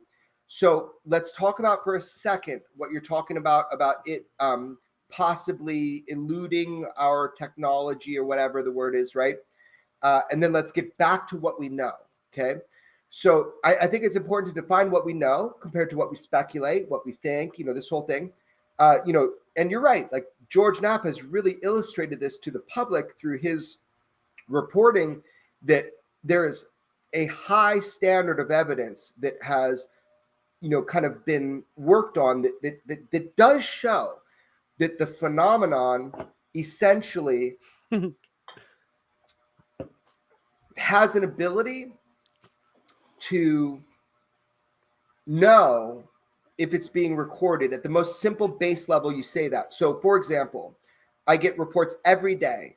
So recently, numerous individuals from inside a secured facility have said to me that there was an event. And then that event, the moment that they started pulling out their phone, like the moment, gone. However, there were security cameras. So the question is, if a highly advanced intelligence who could display themselves any second to humanity in a form that would be undeniable decides not to, then they must be aware, if they're coming from somewhere else, of our basic fundamental technologies to record them. Because if their idea is to not show completely like open kimono, right, and just say, then it's really hard to digest, but you have to comprehend or consider the idea that an intelligence of this nature we're speaking of would be able to be aware of and elude fundamental recording. And that's so annoying because it feels like a cop-out. You're like, okay, they're UFOs, but I didn't film it. Or they're just for me, I didn't film it. I don't know. But you have to consider that as an opportunity, or sorry, you have to consider that as an option. Okay, now with that said, I agree with you. I think that has been demonstrated to a point where I am satisfied that the UFO phenomenon or the UFO presence on planet Earth has demonstrated, if you really have looked at the totality of evidence, that it can evade basic, recording. Right. And we got to get back to what you got to believe the debunkers, but we'll get back to that. Hold me to that. Okay. What else do we know for sure about UFOs? We know that the president made a deal, right, for abductions, right, for technology. We know for a fact that the president made a deal. How dare you? We're coming out. We're saying it live. I'm just saying it. How dare you? We know for a fact.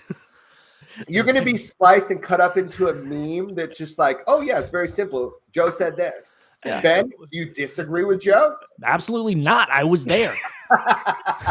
We know Literally in the room. There are disinfo. You guys are disinfo. You guys are government chills. You're disinfo. You're just trying to put out lies.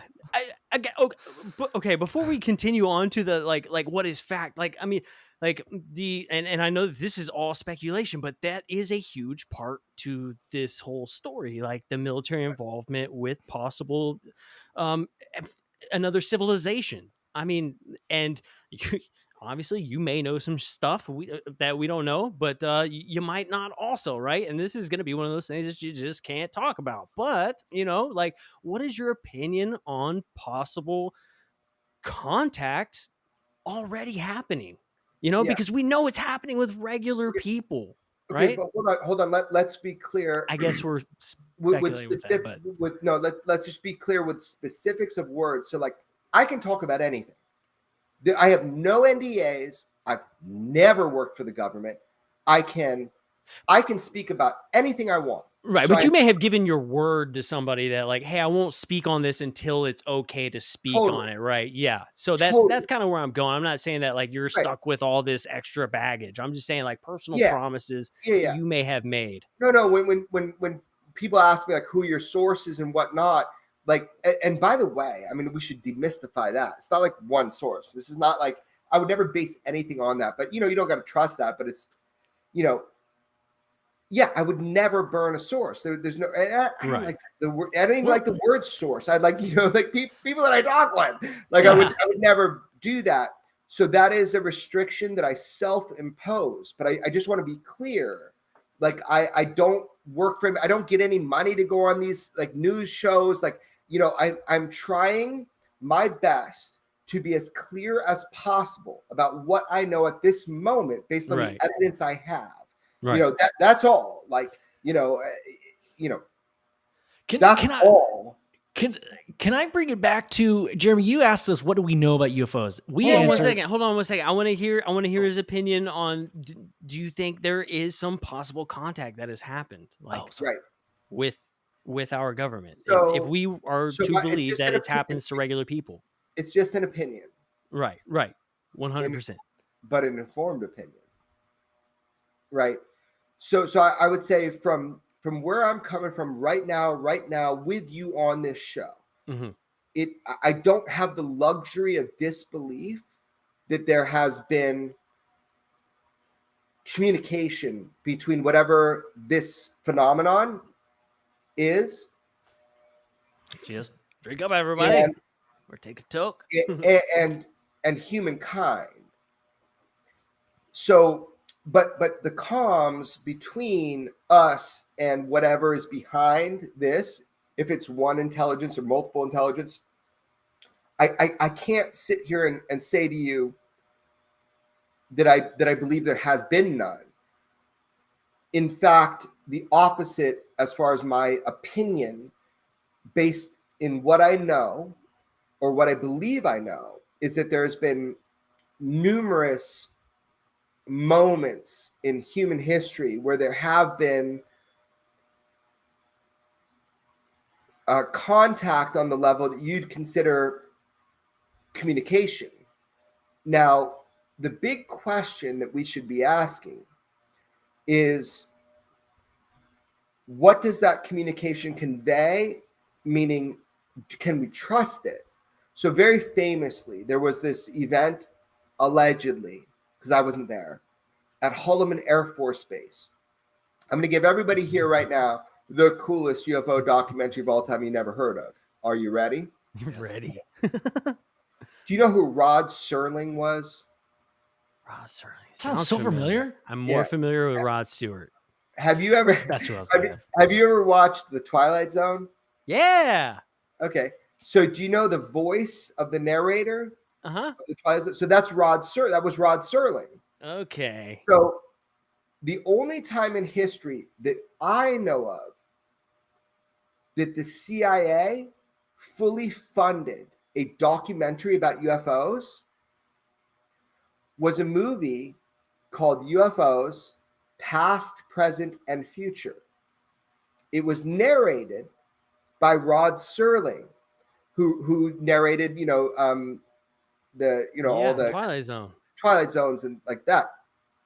Now, this movie, confirmed, was filmed and also funded. It was funded by the CIA, and it's almost like an apology movie in a way. Now, there's two versions, Ben. I already see you looking it up. There's two versions, so I want to make sure you get the correct version, the longer, like the actual version. Dude, yeah. So in this documentary, they talk about this encounter at Holloman Air Force Base where some beings came down in a craft. It is alleged that this is a true encounter and that it was filmed by multiple cameras. So Rod Serling says, imagine if what I tell you is true. He basically says, imagine if what I tell you it actually happened. Yeah. So the guy that made the movie, he was part of an ad agency when the CIA approached him.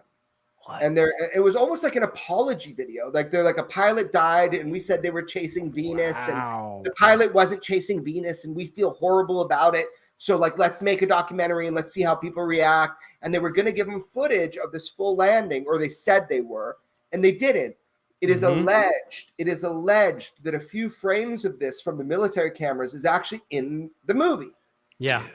Dude, but what's kind of cooler than that is just watch the movie, because there was a counter movie that was made by an intelligence agency, a documentary, who utilized studios, which happens to this day. And they utilize studios to like counter it. So it's this really interesting movie called UFOs Past, Present, and Future, narrated by Rod Serling. But make sure you get the right version, because there's two versions. Okay. One's a little bit better. And I can post a link on this on social media and send it to you guys. You can send it out and propagate it out. Dude, that would be awesome. Right. So that's good. That's a cool thing. Now, let's get back to the basic question. What do we know about UFOs for sure? Joe's already said the ones I could think of. So they use element 115. Yeah, I wish we knew that. They're spicy. They're very spicy. They're very fast. That's a nod to Bob Lazar. Even Bob says, I don't know how homogenous this is. How if this is the way all craft work, but like this is what I interpreted and saw and had hands on. So he's like, there's a difference in what they told me and what I had hands on. Right. And what he had hands on, Bob truly believes that is the correct analysis, but he's open to the idea he was wrong about it. But there's a lot of indicators why he would have been right about that. Element 115 powering the gravity amplifiers. Yeah. I always thought about this, right? So there's no way that we know about the mechanical problems that like a UFO would have.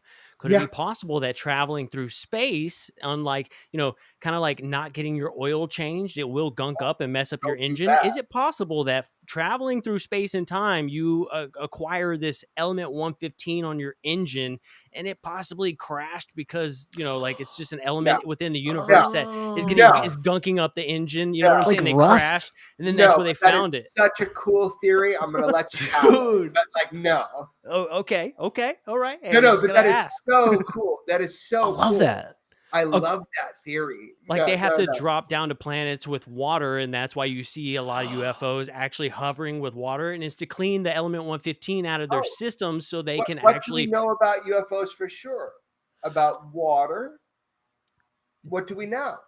We know that they like water. We also know that they are not just they're like a good beach. They're also over solid land a lot of times, but we see them in water, We do know for a fact that there are certain areas which would be considered hot spots for at least reporting of UFOs. Right. So factually, what we know is that UFOs do concentrate, or at least they're observed in concentration in certain areas of this planet. So that's really interesting. We know that as fact. Right. We also know as fact that there are certain time periods where there are waves or an increased frequency in history.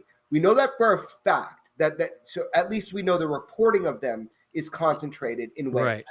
So there are some things we know as fact. So as far as water, we do know for fact that UFOs are detected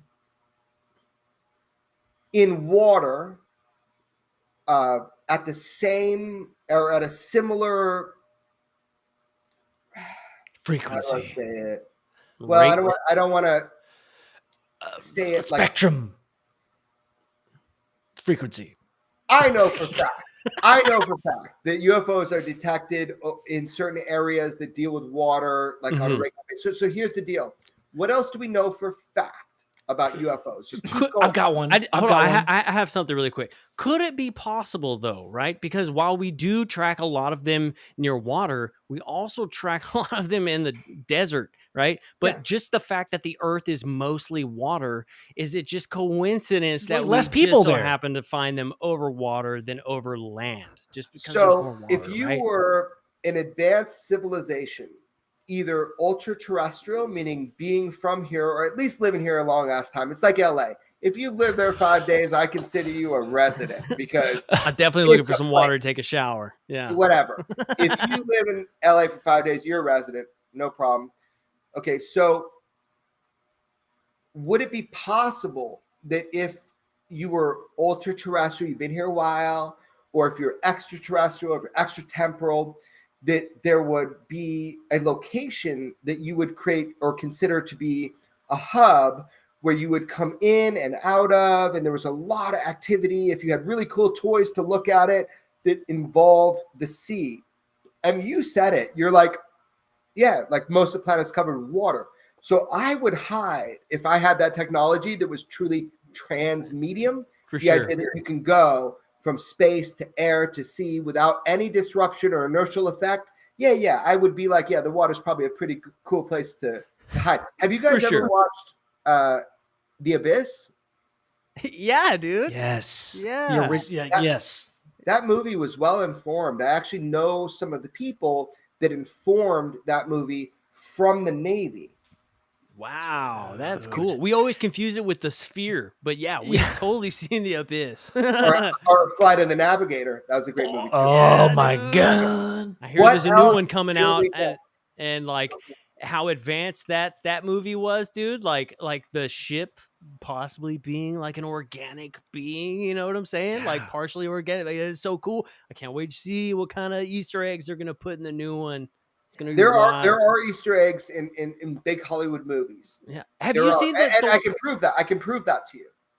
Yeah, dude. Have you seen the Walt Disney documentary about the aliens? Like with Donald Duck, and he comes out with the college cap on. It was something that Walt Disney had made, but they never released it like really big to the public. But it's pretty crazy. We know Disney was involved when they're trying to demystify the UFO. Like we know that that's one of the companies that was tapped for that. That's was like just documented fact. It was just so crazy because like they also had a plan to make the co-host Marilyn Monroe at the time. Wow. And obviously that didn't work out, right? But it was like a thing that was in plan. So they changed it and they were like, well, Marilyn Monroe's dead. Let's use Donald Duck instead. And it's pretty cool, man.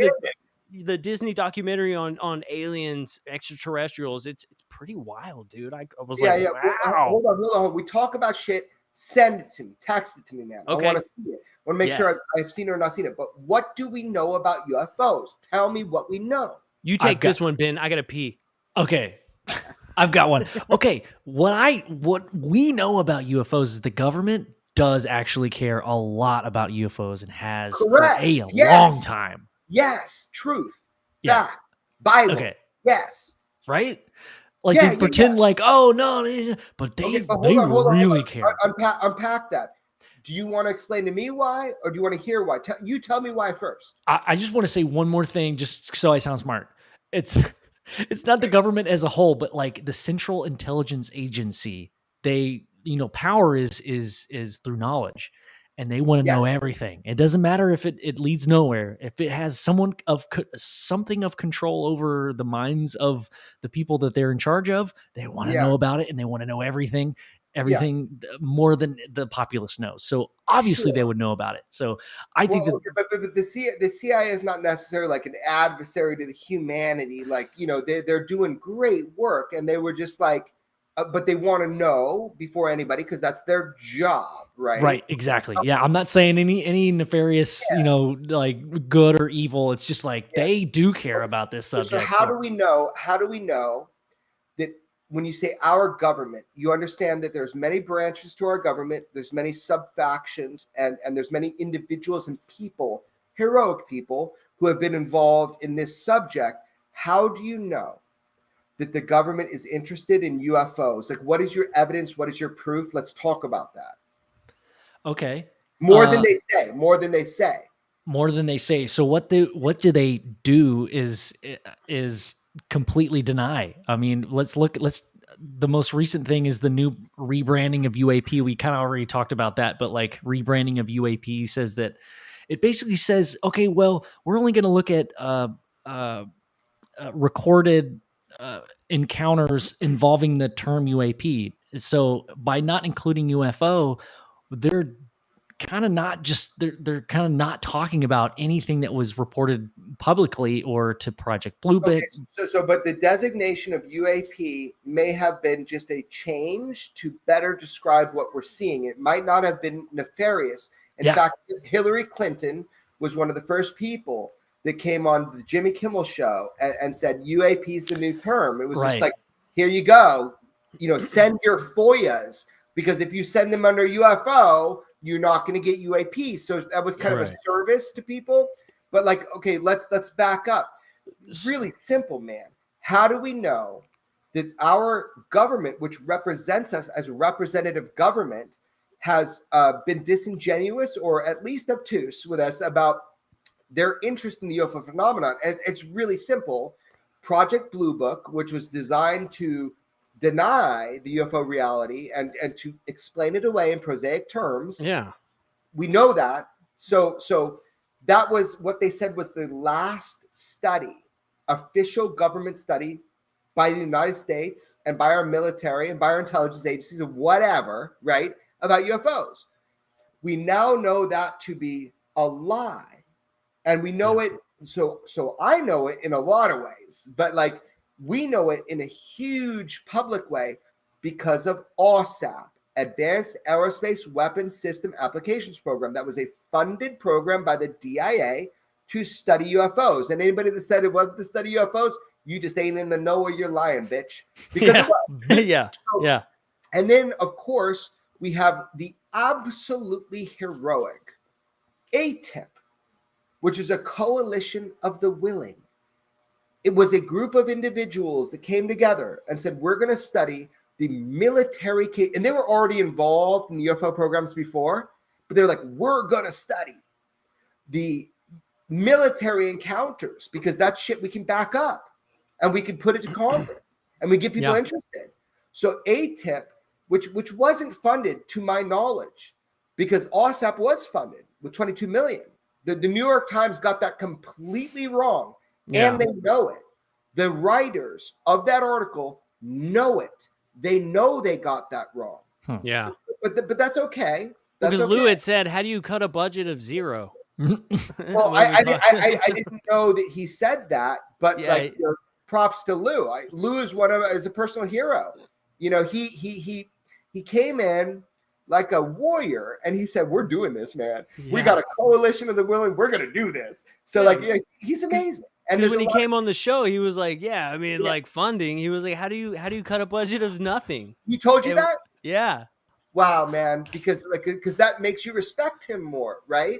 Because it makes you respect that ATIP, which Harry Reid was the first person to name it that, because that was the non-classified, you know, whatever, loose name of it. But like hell, he came in, got people together with other people who you will probably never know the name of because, you know, that's their prerogative. But it's like there were people that said, you know, we want to study this. And so, man, when you're talking about government programs, We now know it was a lie. We were lied to. And I'm not even talking about every branch of our military, that every branch has an exploitation or a UFO investigation project. Every single branch durationally over time. So if people, could learn that information legally, man, it would be amazing. But what we do know that Project Blue Book was the official end of UFO studies in the United States. But we do know that was a lie, and that OSAP and ATIP, they went forward, and there's so much more. But that's what we know of. Do you think that, like, obviously some of them were like private research and some of them were government research, but like, do you what's think the that difference? Well, because sometimes you don't know. Sometimes you don't know if private industry is right. But if we get down to it now, like, one, you could possibly FOIA request, and one you couldn't, right? So if you wanted information that was government and you decided to contract out some private guy, you could send your stuff over there, right? It seems like a really good idea. Why doesn't everybody FOIA Lockheed right now and see what you get back? Right, yeah. I've got this 75 years of skunk works behind me. It's a pretty sick book. Go check it out. Can we talk, before we get back to what do we know about UFOs, can I just say behind you, so is that Abbey Road in a mirror image on your right? Yeah, dude. Yeah. That's Abbey Road. That. What's on your? Is that a cat in outer space or a spacesuit on your left? Yeah, it sure is, dude. That's my space kitten. What's the actual name of it, Joe? Man, what was it? What Pussy Knot. Pussy Knot. The Pussy Knot, dude. Yeah. He's so outing you for Pussy Knot. And then I got my official 2005 Texas Longhorn National Championship Wheaties box right behind me here too. That's a big one. I don't even know about that. What is on that? It's the Texas Longhorns won the national championship in 2005. They did. So I have the official Wheaties box of the national championship with Mac Brown on it. Like kick the ball at the beginning or whatever they do in football. I don't know what they do. Yeah, yeah, dude. And then I got the SR-71 Blackbird book right here, also by Jim because Goodall. You know Goodall. You know Goodall. Yeah. So and I got the official Groom Dry Lake test facility Area 51 patch right on top of the Skunk Works. I love it. Yeah. And this sweet neon that was done by our very own Ben Jenkins here. That is sweet neon. That is sweet. So Ben, you made that neon? I did. I almost put up my other neon. It says boobs. I didn't have enough time. You make neon, Ben? Yeah, well, it's LED neon. It's much more affordable.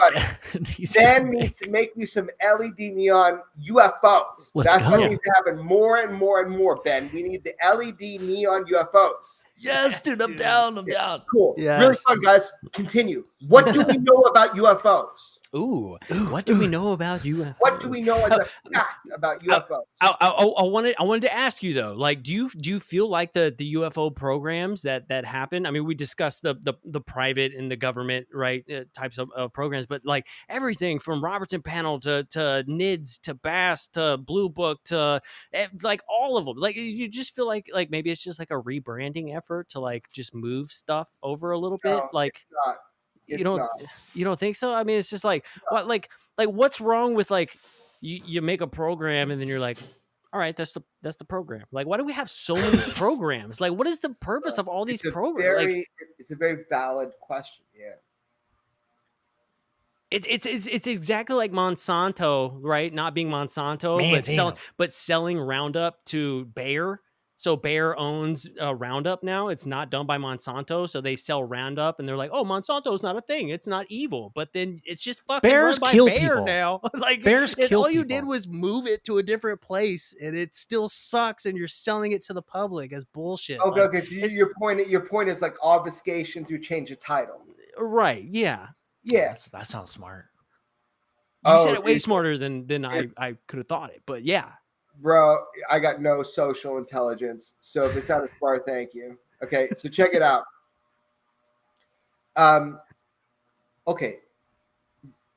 I mean, Joe, there is a sense that there is a rebranding effort. I get that point big time.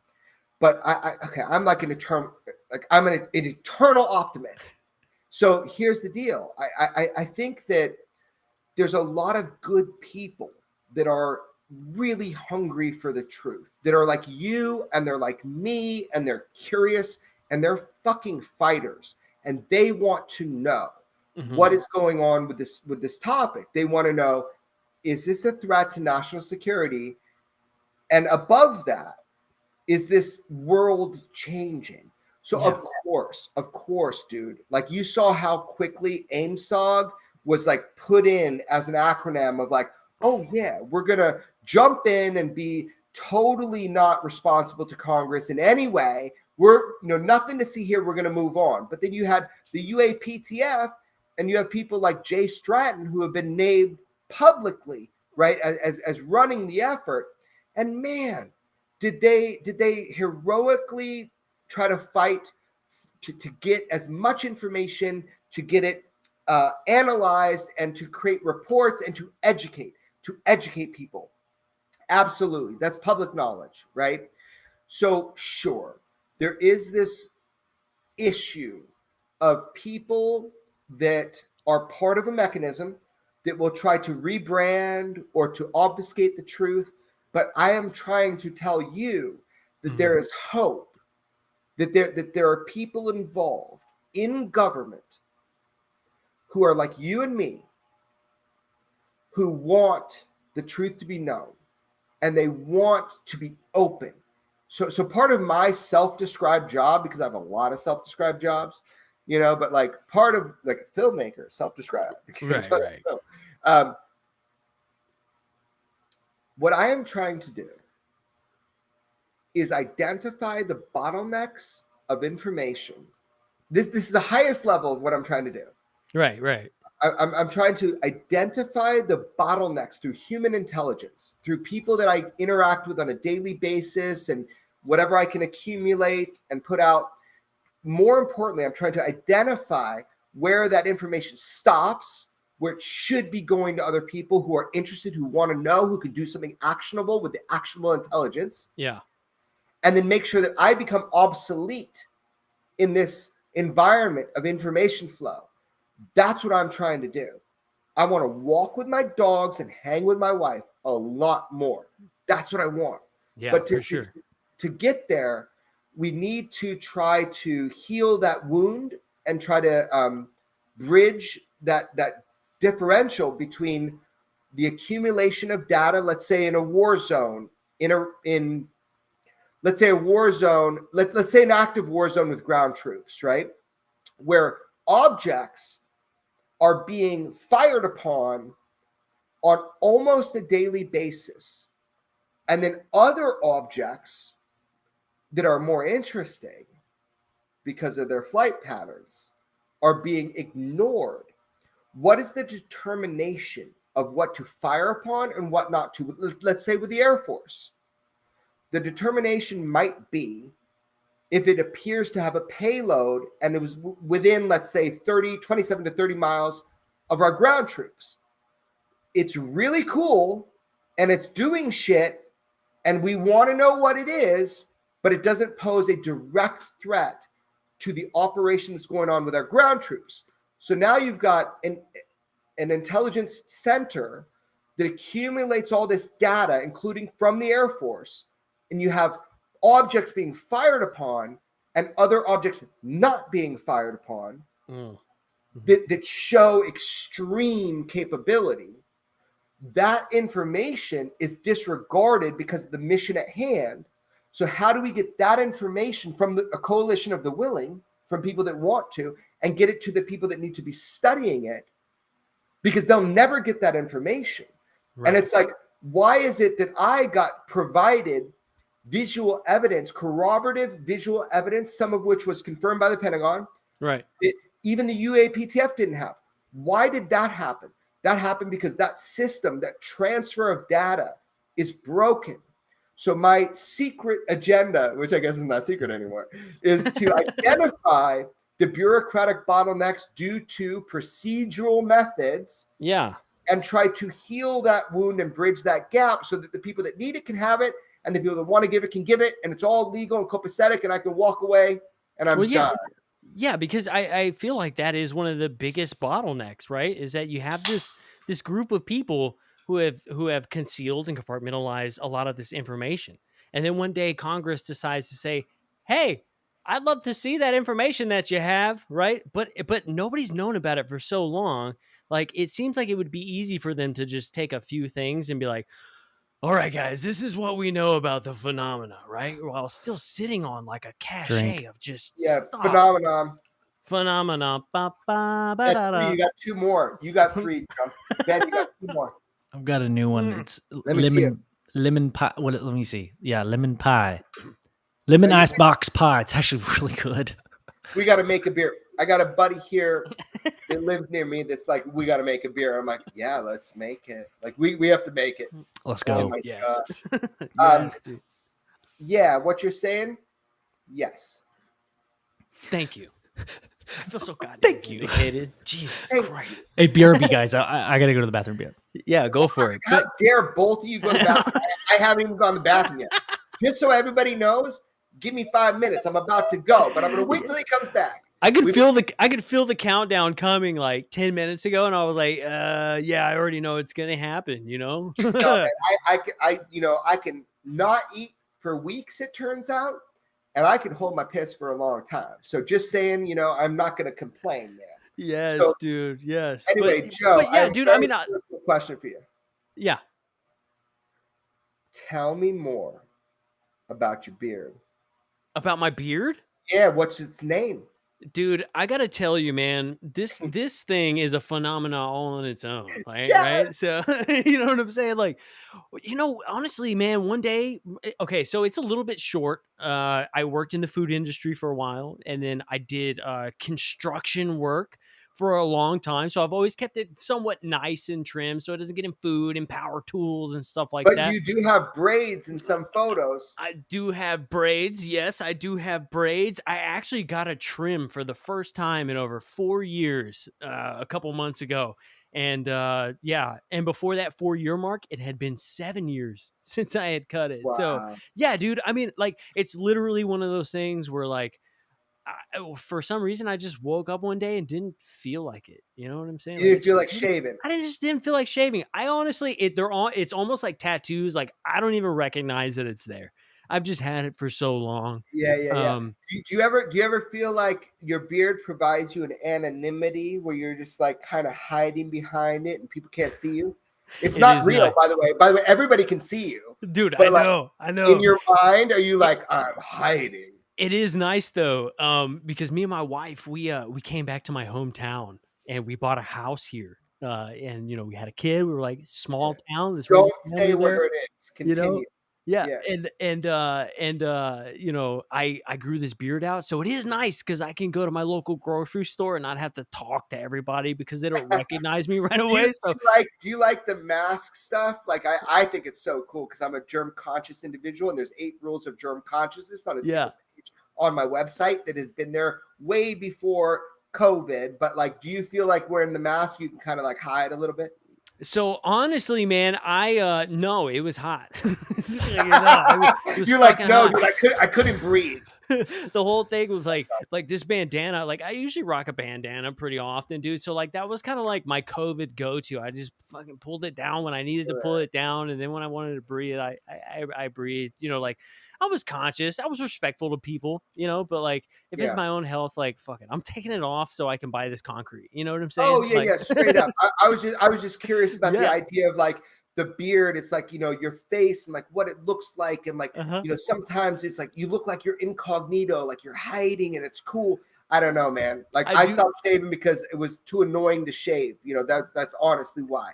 Yeah. But hey, so I'm gonna do what you guys did, but go for it, man. Let it be on record publicly for eternity that I outweighed you to piss. Now that we've done that, when I get back, which will be in like 2 minutes, I want to know what beer are you cracking next? Cool photo behind you. And then also, what else do we know for sure about UFOs? And I'm going to give you like 2 minutes to think about it, and I'm coming right back. Okay? Okay. Hell yeah, dude. Hell yeah. I'm counting, dude. What if we just left and peed for 2 minutes to get Actually, I gotta go just to get it out of the way? What do we know for sure about UFOs, dude? Well, That you can purchase one in a 64 Impala style. Well, I know one thing for sure is that anything can be a UFO. We know for sure that one crashed in Roswell, New Mexico in 1947 with 3 bodies inside.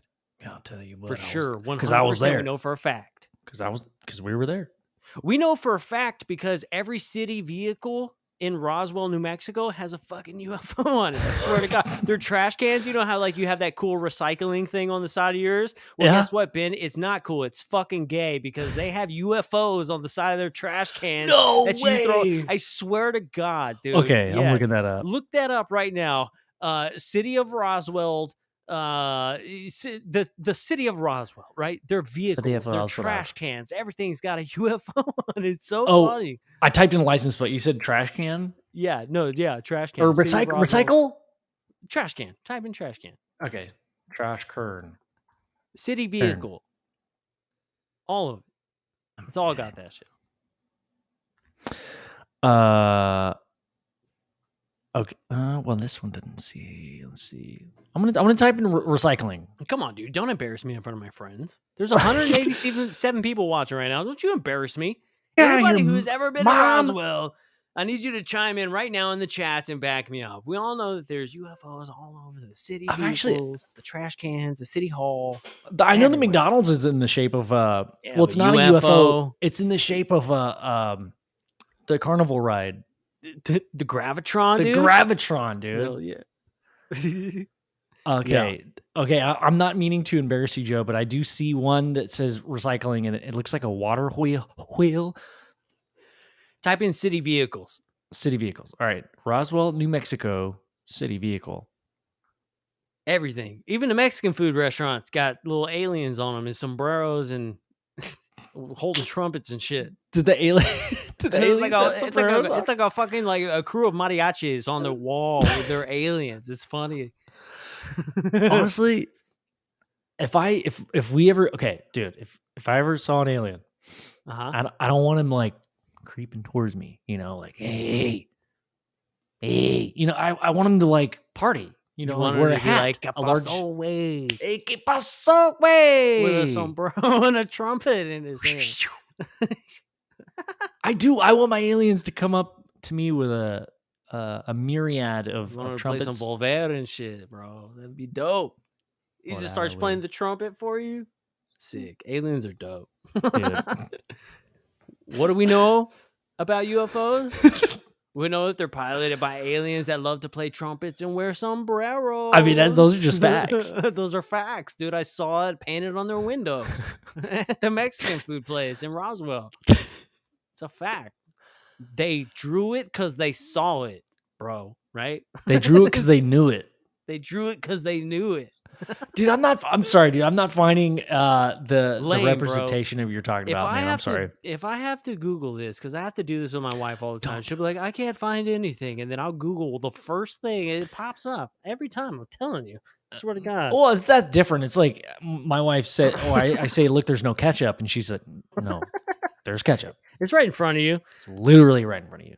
So Jeremy's Ben, back. I want you to answer Jeremy's question. What do we know about UFOs? Okay, Jeremy, you're back. Yes, I am back. Was it 120 seconds or what? I timed it. It was actually 8 minutes. That was a heroic piss. Come on. Missing time. I'm empty. Pissing time. What's your next beer? I got a cool one for you. Hold on. What do you got? Well, I've been drinking this lemon icebox pie, but I've got another one. I might open up just to show you guys.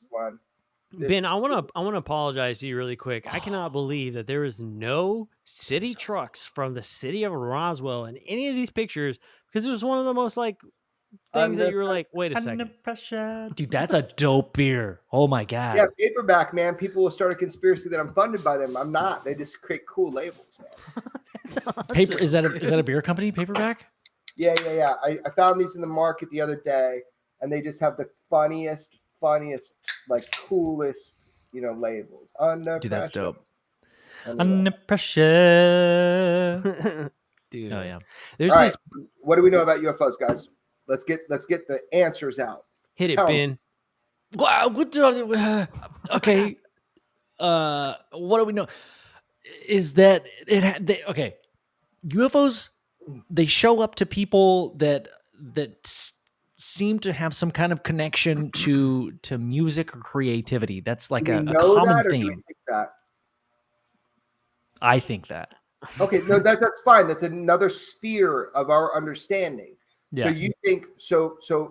Is it fair to say that you think that the UFO phenomenon engages artists or creative people in some way that they don't other people, or what do you think? Tell me. What you I think. would say the artist is more maybe open Susceptible. to the connection than the regular person would be, just because they're already used to thinking outside the box for creativity. And when something odd and kind of strange and creative happens, they are probably more willing to pay attention to it than the person who is not. Okay, so first of all, phenomenon. Mm. Ba, ba, ba, da, da, Second of all, Phenomenon. so ba, ba, da, da. the musician named Robbie Williams, he's like a phenomenon in a lot of places outside of America. He's known. He's a musician. He had this song called, I think it was Angel, and he had this really cool experience with this with the phenomenon, where he saw. Nice. Where he saw this orb of light, and it was interacting while he was creating this song. He's told this story publicly, and other people saw this as well. He said, Venus, you're not going to fool me again, Venus. He's like talking, Venus, you're not going to fool me again. So he called his buddies out and his family, and look at what I'm seeing. What do you see? And it was just like this really cool interaction. So I will agree with you that there is some version of reality where there seems to be a communication between the phenomenon. You're gonna make me have to pee again. Sorry, man. And human beings. However, I will report to you today accurately that the number of cases that I get on a daily basis, hundreds of cases, that people are not artists and they're not they're just individuals who had a crash with a UFO experience, like an absolute unanticipated car crash with a UFO experience. So I personally doubt that narrative. That's awesome. Yeah, because of the evidence doesn't support it for me. Yeah. But it may support it for other people.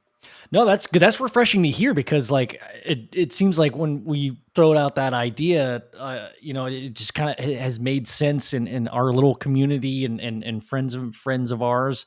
So it's refreshing to hear that. Yeah, you actually have heard of a bunch of cases of the phenomenon non-artists happening right? to non-creative. It's like musicians.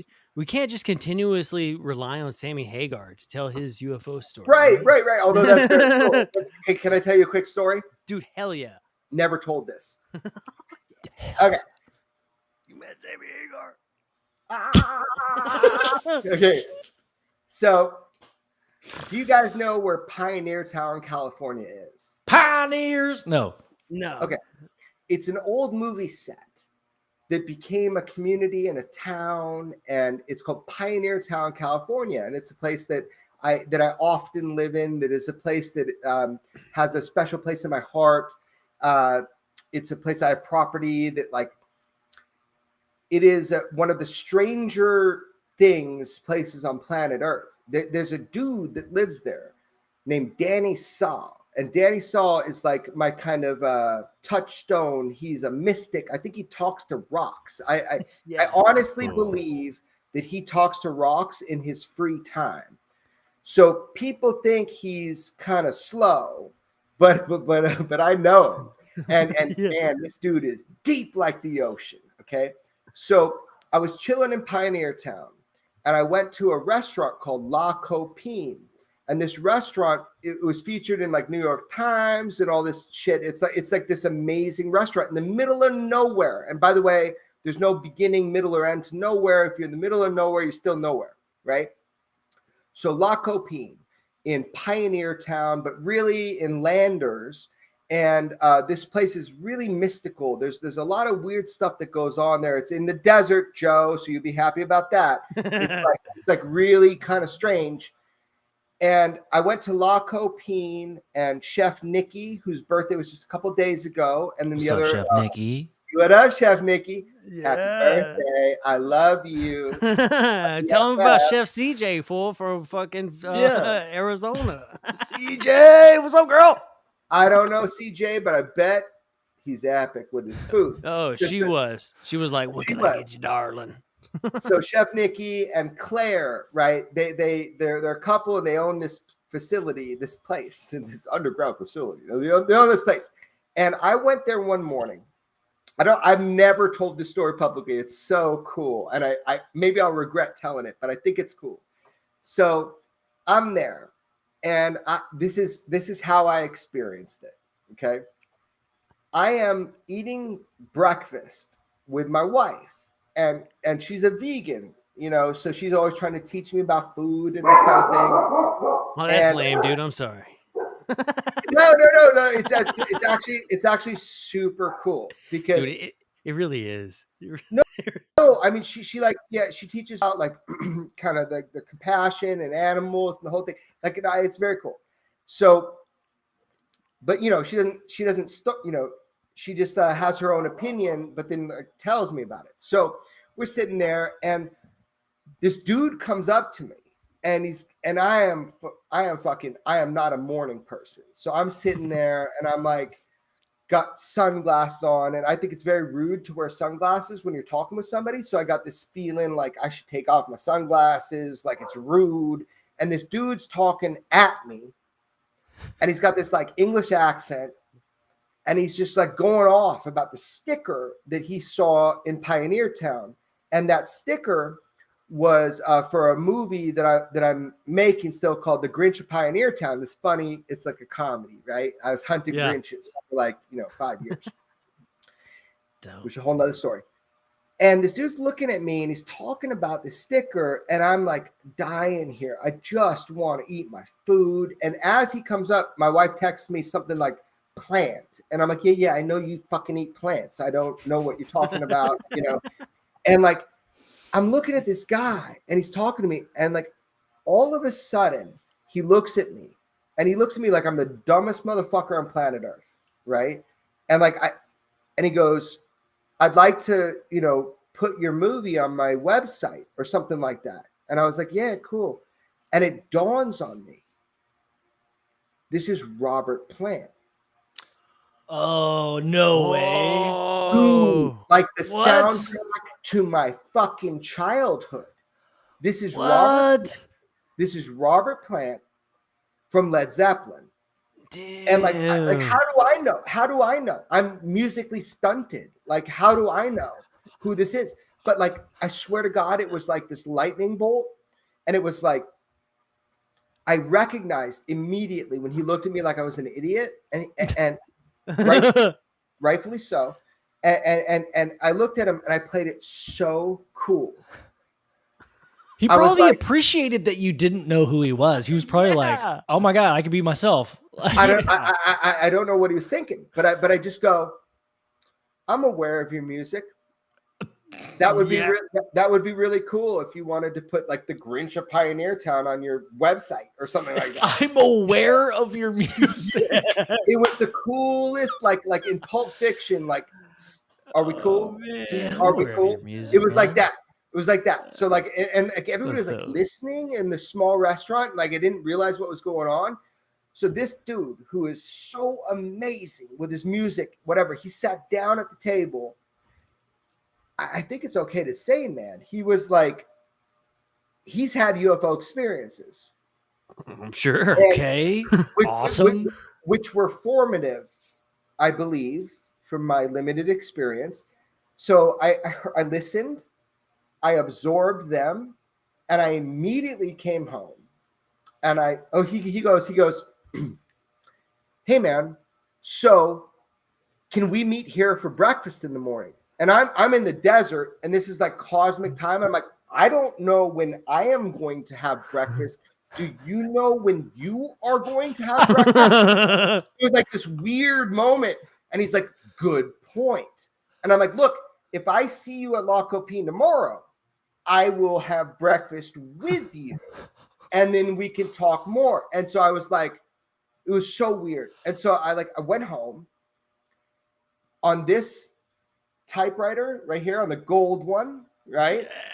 I typed him a letter. Dear Bobby, your music was the soundtrack to my life. And I really appreciate you opening up to me about UFOs. And with this letter, I'm giving you like a shirt and like some stickers and I hope you watch my movies. And if you ever want to talk publicly about UFOs, please call me. And I typed at the time my phone number. I typed it and I was like, there you go. So I went to breakfast. No Robert Plant. We ate plants, but no Robert Plant. The wrong plant showed up. Mr. Bobby Plant over here. So I gave Claire, one of the owners, I said, here's the package for Bobby if he comes, right? And I left. Next thing I know, I am barely home, and it's like he's reading the letter to the people in his breakfast party. He put on the shirt. He's like talking about UFOs. This is a public message. Robert Plant, if you ever want to talk about UFOs, he's a regular on the show. He'll probably hear it. He should be, because if he had experiences like I understood it to be, that's important. That goes into the archives of did it influence your music? Did it influence your existence? I think people would look up to you. I think people would relate to you. We all listen to you. We all grew up listening to Led Zeppelin. Who hasn't heard a Led Zeppelin song? Dude, yeah. They also, like them and the Rolling Stones, there was this chair, which there's still remnants of, in a rock that's out in the desert. And they used to drop LSD into their eyes and look up to watch videos. So it was a dentist chair. And the remnants, the bolts, are still in the rock. Confirmed. Confirmed. So I just wanted to share that one private story because I think it's important, man. People see UFOs all the time. People see them. People you wouldn't expect. People that are in high position in government facilities, but also just people that every day they don't know how to report it, what to do with it, how to assimilate it into their lives. And it's so important because the general consensus here, consensus reality, needs to catch up with the actual reality that we seem to be experiencing. So let's end here because in 12 minutes, I have to do something. And so what we're going to do is Robert Plant's at your house. No worries. They're going to go look at aliens in the backyard together. Oh my gosh. This is like a PSA. Dear Robert, please look at the letter I sent you from that typewriter and call me on my previous cell phone, which will be forwarded to my real cell phone if people reach out, if you reach out to me. So that's the idea. But check it out, guys, before we end tonight, other than the fact I really appreciate you and I appreciate your spirit and what you do and the fact that you're making some noise and you're doing it in a way that is non-confrontational, that is inclusionary, right? Rather than, pushing people away. We learned that in Vietnam, that it's important to insulate, not isolate. I just learned that the other day, and it's so important. Love that. Yeah, man, that really flipped my script. I really get it, that most people are doing their best. The humans we make mistakes. Everybody makes mistakes, but we're all interested in one thing. So if we could work together, we're going to be so much fucking more powerful. So with that said, and that's not cliche, that's fucking truth. So with that said, I want to end on the note. What do we know about UFOs? What do we know?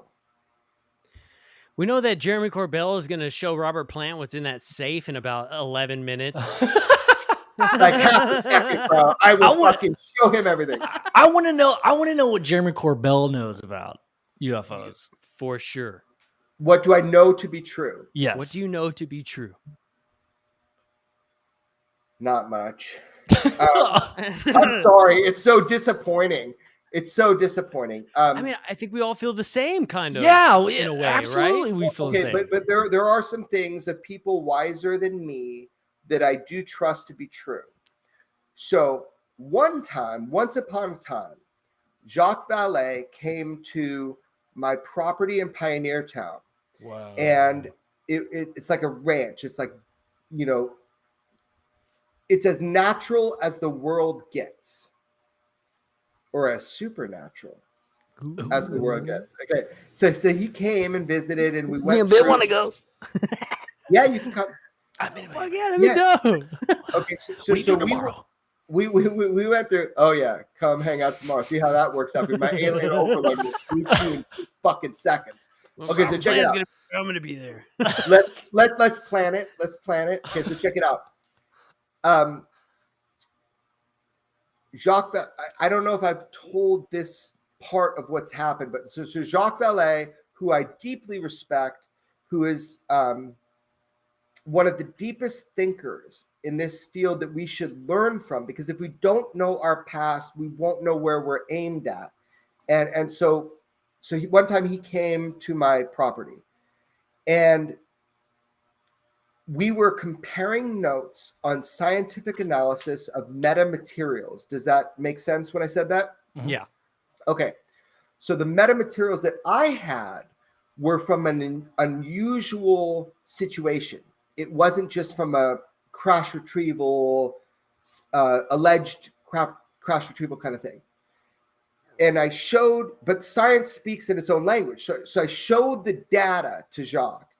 And we have disagreements about certain things, but I have love for Jacques. Like I really care about, like, you know, he's a special person.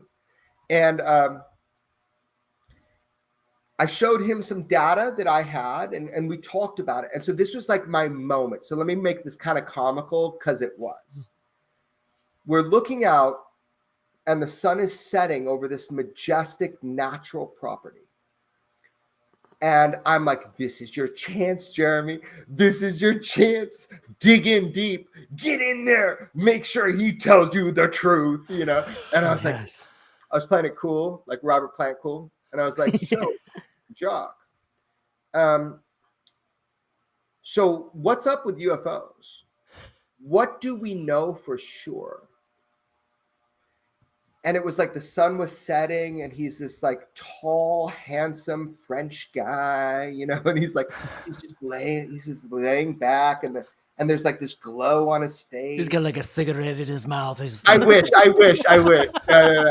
Yeah. Typical Frenchman, right? I think he's above that. So here we go. So here he is, and he's sitting there, and he says, you know, I wish that I was asking the questions that you're asking now back then. I wish I was. He goes, but you have the whole world, you know, informing you up to this point. So you're asking the right questions. You're asking the questions that I ask now. But I don't have the answers. I just have more questions. He said, but the one thing we do know about UFOs is that they represent an enormous, almost infinite amount of energy within the smallest, most contained amount of space. He's like, that we do know. Wow. That is one thing that we do know for sure. Dude. And that was one of the most powerful moments of my life, is when Jacques shared that with me. Dude, that is awesome. And if I got it wrong, let Jacques tell you I got it wrong. Yeah. But here's somebody who's walked a path for decades has had more access than any of us, has been, that's my alarm, has been involved with more stuff than we know. And that was really one of the most beautiful moments. And then look, that transfers down to the fact that we are all seeking a similar understanding. You know, from George Knapp, who as a protection mechanism, I always say is my mentor in journalism, because I hope that Shield Law will protect me if I choose to go forward with videos and information in not harming other people. I hope that I am protected. So that's often why I say George Knapp is my mentor, but also he is. Like, he's helped me navigate this field that is so filled with a briar patch of information that it's like, it's so nice to have somebody say, I've gone down that path for 5 years and it's an empty road, and here's why, and I'm going to prove it to you.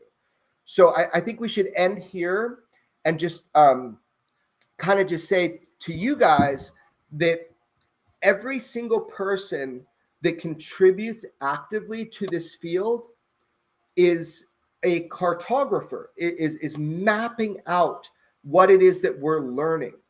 And right now, we are learning things that are so extraordinary. Every day, there is a new discovery in science and technology that helps us to integrate the information of the past history that we've learned.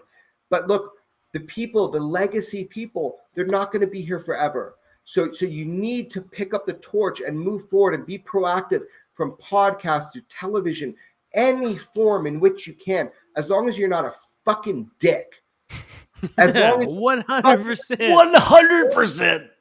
Yeah, fuck that. As That's long our as number one rule is don't be a dick. Don't be a dick is our one don't rule. be a fucking dick. And you know what? You're not going to learn anything as a dick. You're not going to learn shit because you're a dick. And so we didn't even get into like what you'd have to believe if you wanted to believe the debunkers. But you know what? That's better. Let's leave on a positive note. Hell yeah. Yeah, that's one thing that I just really appreciate about you, Jeremy, is that you approach this subject with such positivity and just passion, dude. Like we vibrate on the same level, I feel like, man. And we've just been watching your work, and I'm just so glad we got to hang out tonight, man. Thank you so much for. Me too. I'm so glad we got to hang out, and it's cool. It's on camera, and it's cool that other people get to kind of interact with us. And I'm sure there'll be a lot of questions, and we'll follow up. We'll do our best with the time we have to like talk with people. But honestly, it's the human to human connection that makes us feel bonded. Because again, if there's any takeaway tonight, it's what my friend told me yesterday, that we need to insulate, meaning to bring in individuals rather than isolate. And if we can do that, we don't have to agree. We don't have to be right. We don't have to even be on the same page. But what will happen is we'll get farther down the road of where we're aiming. We will never get to where we're aiming, but we're going to get fucking closer. And so that's the goal. Guys, thank you so much for your time. I have to jump into something in 2 minutes, but thank you so much for your time. It's been a real pleasure. And everybody who's listening, you already know UFO Garage, okay? But those of you that don't know and they haven't like subscribed to your Instagram or subscribed to your YouTube or like bought one of those cool shirts that you have, which I definitely want to buy one of those. Like, I'm sending you. It should be there soon. Support UFO Garage, because these are guys that are curious about reality, and we're all trying to figure out what's going on. And this is a real mystery. So I really want to say that before I go, that I appreciate you, appreciate what you're doing, and just keep doing it. And don't fucking stop. Never give up. Never tap out. Never fucking quit for anybody. Hell yeah, dude. Let's Thank you go, so dude. much, man. Thank you so much for showing up tonight. This has been absolutely awesome, dude. We hope to have you on again. We got a million more questions. We can just keep on going. Anytime, you guys, anytime, time and space, you tell me the point and I'll rocket ship over there. Dude. Yes. That sounds great, man. You gotta send me one of those. You gotta send me a label and I'll put that on my beer. Yes, dude. Have a good night, brother. Love you. Okay, guys. Thank you, man. Bye. Peace, dude. Okay, later. I just told another grown man that I love him. I didn't mean to do that. It's Hey, because of all these IPAs I've been drinking. I told you. look, I love him too. I love him too. So now we're I gonna have love to you. fight over it. It reminds me of Wayne's World when he's like, "Hey, I love you, man," and like Garth is like, "I love you too," and he's like, "No, no, you don't, man. I really, really, No, I do. I you, love you, man. He's like, "Oh, I love you too." Chad, we love Chad too. Chad said, "I love you, Joe." God, dude. That's so awesome. Dude, Vin Man had a great answer. What is it that we know about UFOs? There will most definitely be more coming. You know? Now, is Yeah. that something spicy or is that a UFO quote?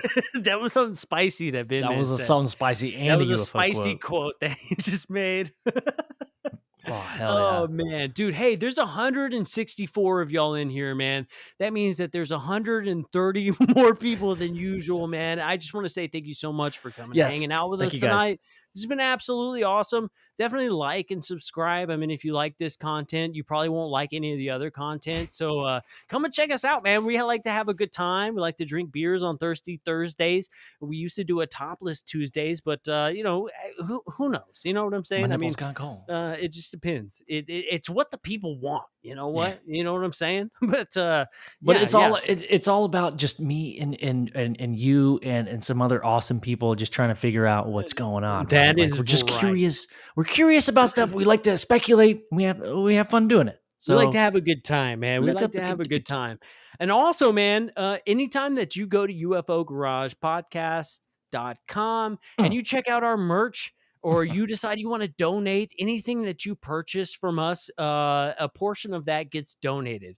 We recently just donated $505, dude, to Anomaly Archives right here in Austin, Texas. They needed a little bit of help during COVID.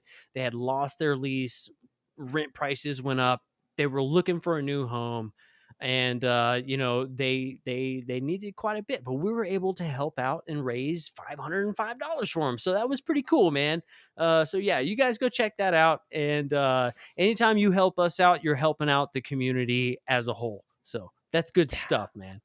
That video with smiles from Anomaly Archives of the donation, we didn't do it live or anything, but I'm going to edit that video together. He was so thankful. And guys, you did it. Everybody listening that bought merch, that donated to the channel, you know, to keep, you know, support us. We wanted to give back and we did it, guys. And it's all because of you. And yeah just thank y'all so much for we'll everything. Be picking another organization or somebody who is in you know, in need of a little bit of help, or just, you know, something cool. You know what I'm saying? We just want to help and give back to the community. So yeah, anytime you guys help us out, you're helping out the entire community in a sense. But man, this has been absolutely awesome, dude. Ben, it sounded like you had something else to say. I wanted to thank Spooky Morales and Chad Smith and Sonny from Paranormal Chop Shop for being our wrenches tonight. You guys freaking crushed it. Thank you.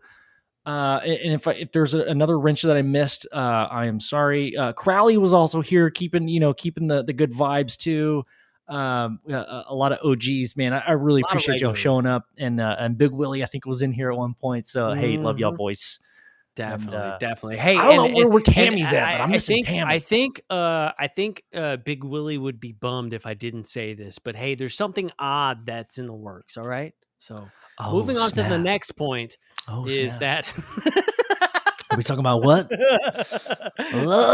No, he just really wanted us to say it, so I just wanted to make sure. And I completely fucked this up, right? Because it was supposed to be at the beginning of the show, not the end of the show. But it was like, we have Jeremy Corbell on.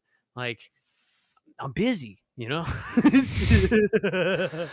So I don't know what you're referring to. I don't know, man. But hey, I want to thank everybody for you know, taking the time, lasting this long to the end of the video. It definitely helps us out, man. Those little likes and subscribes, every little bit helps the channel, and it helps us, you know, get to, you know, do more cool stuff, man. Yeah, buy other shirts. Maybe next time instead of a lemon shirt, I'll have a lime shirt. You know, dude, Joe will also have one. Like all of our guests are like just they're friggin' amazing, you know. Yeah. Because it's either somebody like really badass, or like it's a personal experience that you get to hear from somebody who may be a listener or somebody who may have like been a friend of a listener and they just wanted to call in and talk about their experiences, man. Like that's what I love about this, man, is we just get to talk to so many cool people and we hear so many awesome stories and we have a good time while we're doing it, man. Yeah, man. I love it. I love this thing, dude. Dude, me too. Hey, I love you, dude. Hey, I love you, dude. Damn it. You know No, what we you forgot to don't, ask? dude. You know I love. Okay, we're gonna have to send this to Jeremy after the fact. We'll send him the Disney documentary, and then we'll also send him. We forgot to ask him if he would be an honorary member of To the Farts Academy. We've got so many people in the chat right now, so many people watching. We should pull that up really quick. If anybody wants to be an honorary member of To the Farts Academy, send us an email at hey@ufogaragepodcast.com or send it to joe@ufogaragepodcast.com. Ben and I have started a company. It's called To the Farts Academy. We're telling the stories of yesterday, tomorrow. You know what I'm saying? Through flatulence, poots, poppers, farts, booty gas, and beyond. That's right, dude. Look at all the numbers. Look at those numbers. Through our rigorous research, we've made some greatest discovery known to mankind, and it was right under our friggin' noses, dude. They are phenomenal. Just look at this one statistic. 48,965 stinky little poots tested. Dude, we get busy on the work, all right? And this is all the members that have been part of To the Farts Academy so far. I think we've still got a couple in queue that we need to add, don't we? I mean, there's at least two people. It'd be cool if I said 200. What you meant to say was just 200 two people.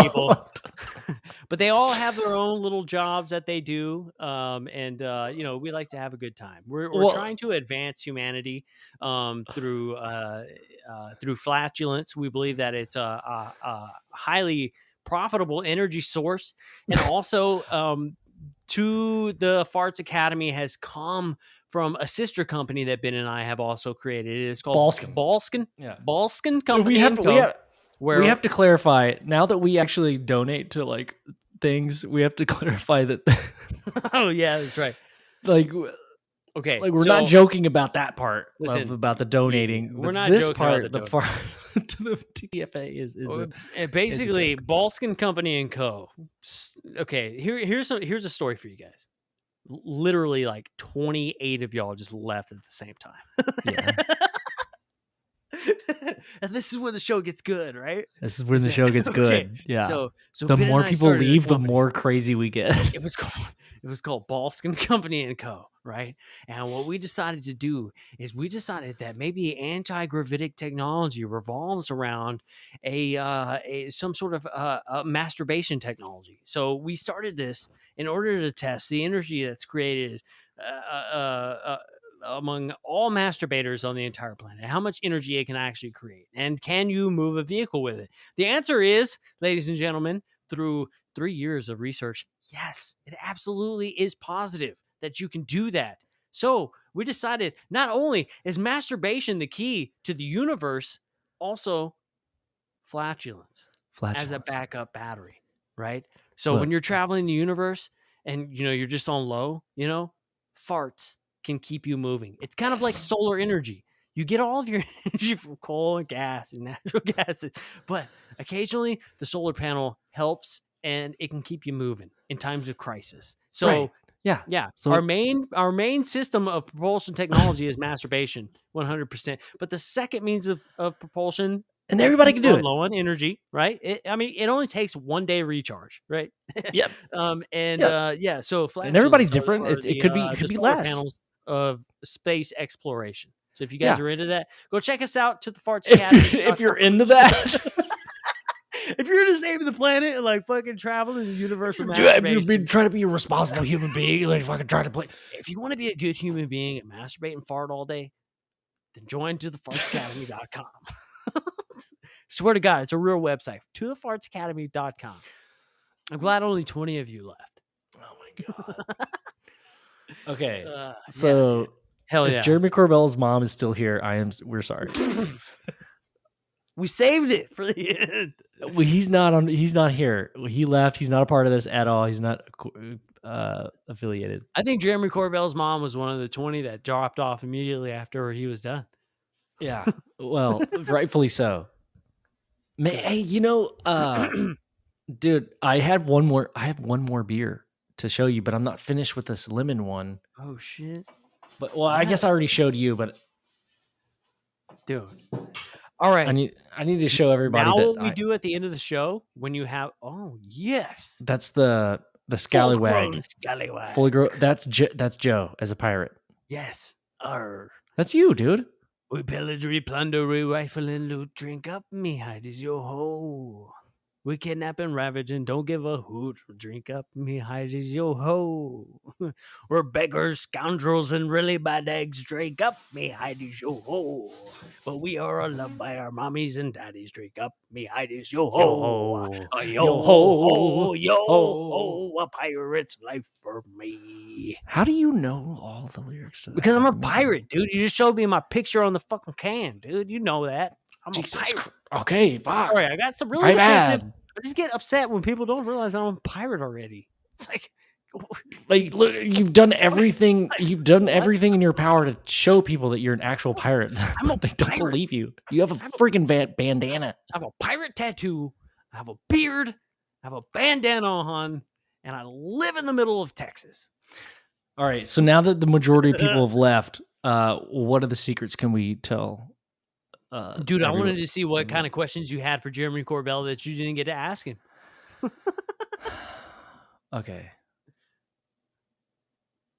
Spooky gets it. I am a pirate, dude. Come on.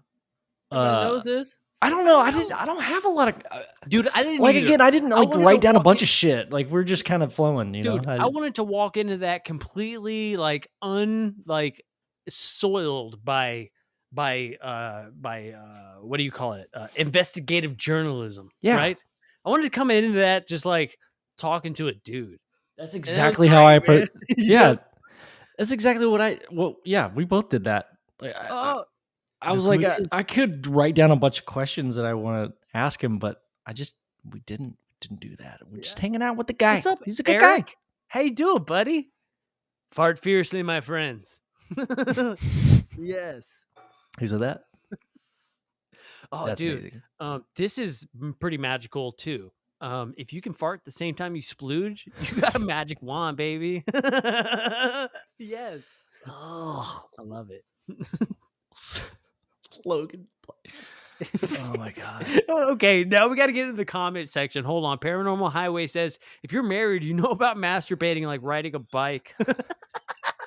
Oh, Eric Moyer says brown energy. I like it. Oh my god, dude. Well, so we have to explain the joke, right? Like a little bit. Like I guess.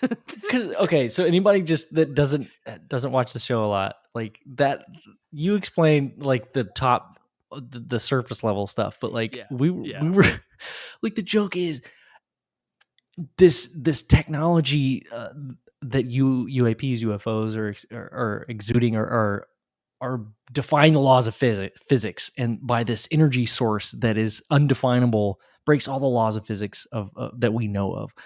And so like the thought is that we're overthinking it. What if it's something super, super simple that everyone has access to and it's free? Yeah. It's like one of those things, right? Masturbation and farts. And like, and how funny would it do it? Like, how funny would it be if like that's like the government's like, you know, they're covering it up. Like the Quakers back in the day were like, I don't think so. Hey, we didn't make cornflakes for you to masturbate, all right? We made cornflakes so you wouldn't masturbate, you know? You know that's a true story, right? Like the Quakers made the cornflakes without sugar and like additives to like Kellogg, the guy, Kellogg. Yeah, he made it. He made it so like people wouldn't jack off. He was like, this is boring. That's a very like, what do you like? What is your life like? Where like you wake up every day and you're like, okay, how do I get people to not touch their dicks? It's like what are you doing with your life? How do I get people to not touch their dicks? I'm gonna make the most boring cereal. So wait, hold on. Like, how do you connect the two? How do I get people to not touch their dicks?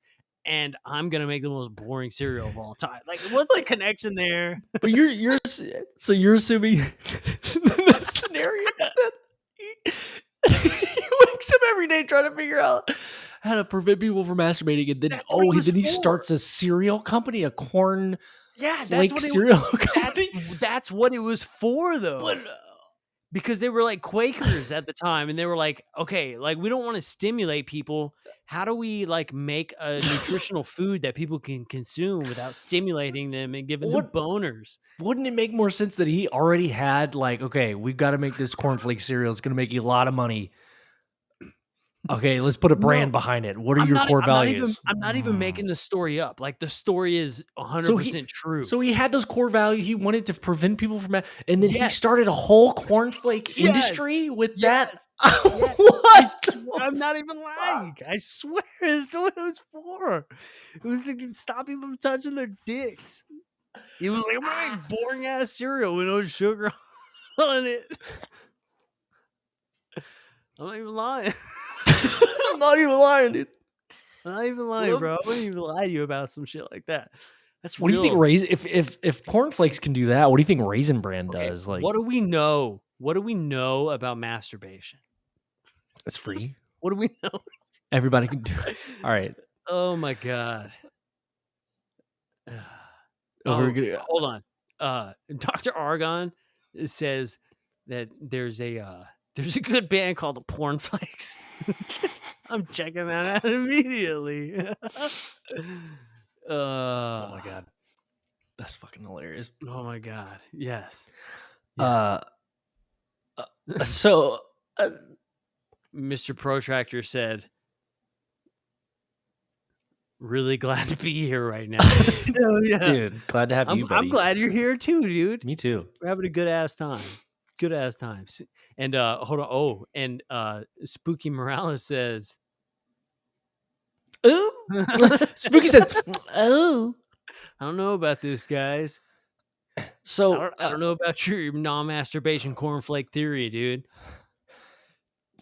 And that's what makes Ballskin Company and Co. such cutting edge, right? Is because there's been corporations permanently trying to keep you from masturbating for years, right? And we're here to tell you that, you know, if you want to travel the cosmos, you got to masturbate more. I don't care what any of those fourth dimensional ascending master people say, where you're not supposed to masturbate because it like hinders your ascension. You got to masturbate more. That's how you travel the universe. Okay. Also, it's in the name, Ascended Master. Bader. Thank you very much. Everybody knows that, dude.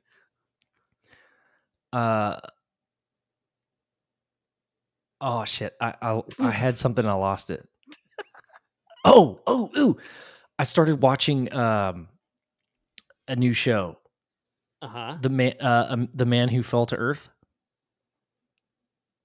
Have I told you about this? No. It's like it's this dude that he at the Raisin Brands were representative. Raisin Bran were representations of dingleberries. The I Believe podcast. Everybody knows that, dude. That's common knowledge. So, all right, I don't want to do spoilers, but dude, it's a great show. I've been watching it. It's basically like this reptilian comes to Earth and becomes Elon Musk, basically. What? Not him, but like he becomes like a tech like billionaire.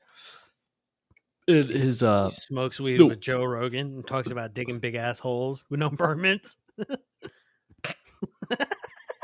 That's the best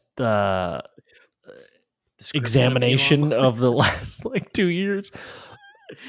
Yeah, you mean the guy who got high on Joe Rogan and talked about digging holes with no permits because they're just holes? I mean, what do you need a permit to dig a hole for?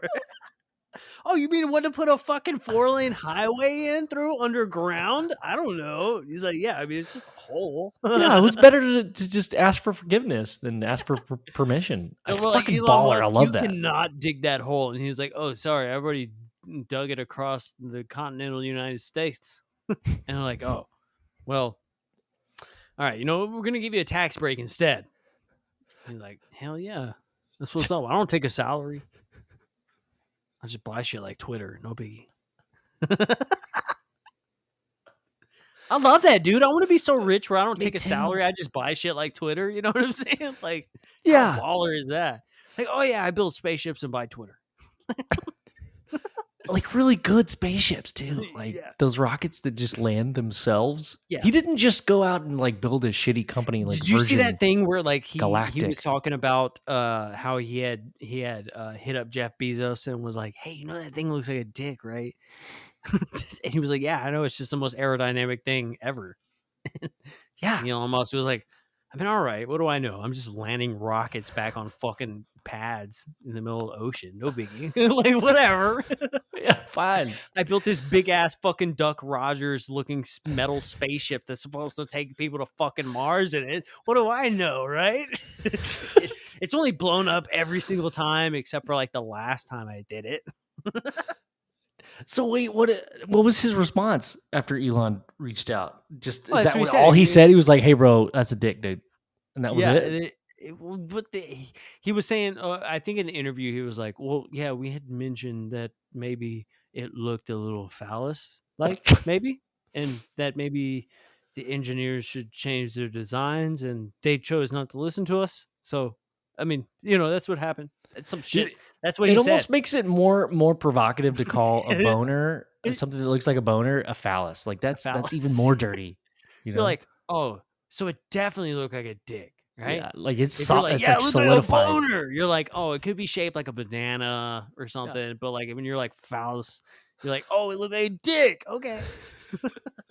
you meant dick though. That's what you meant, right?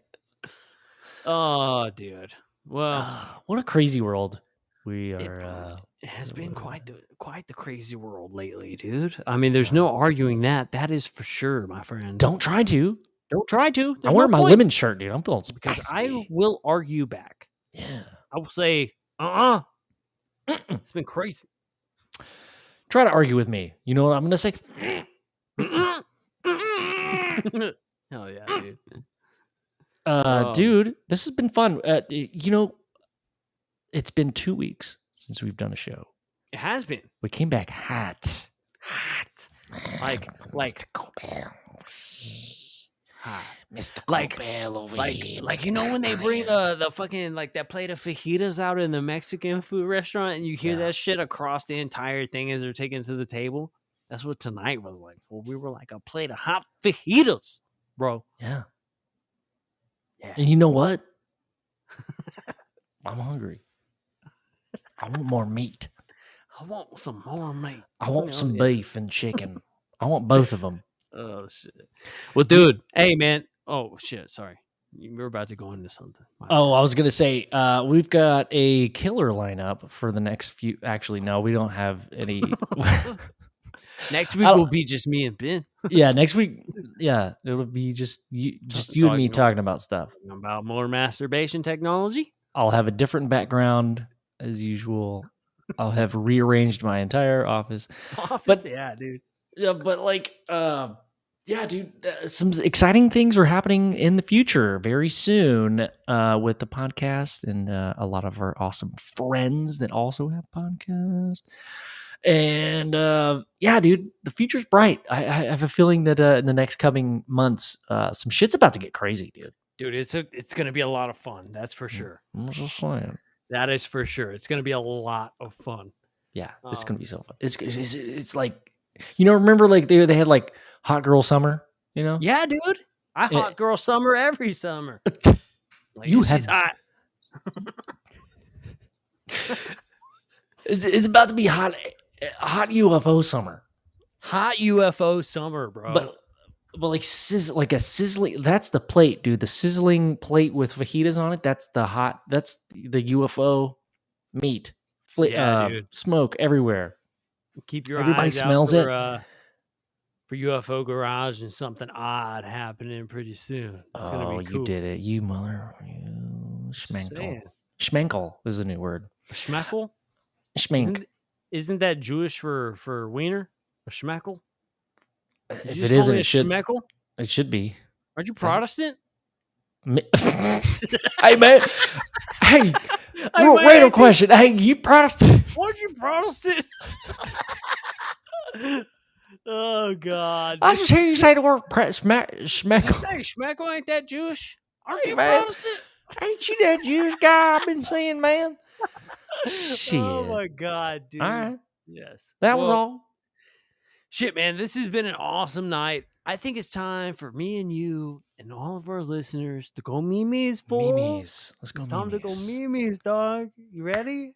Hell yeah. Well, hey, everybody.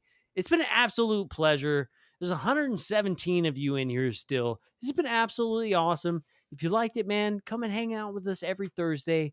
We like to do Thirsty Thursdays. We always have guests, except for the times that we don't have guests. Then it's just me and Ben, but we still have a good ass time. It's a lot of fun, man. Y'all come and hang out, subscribe to the channel. It helps us out a whole lot, man. And thanks for hanging out as long as you did tonight. Thank you guys. That's right, man. That's right. Well, hey, man, you know what? This has been another episode of UFO Garage. Hey, man, we'll talk to y'all next time, man. Y'all have a good evening, all right? Talk Goodbye. to y'all later. Love Peace. y'all. UFO Garage.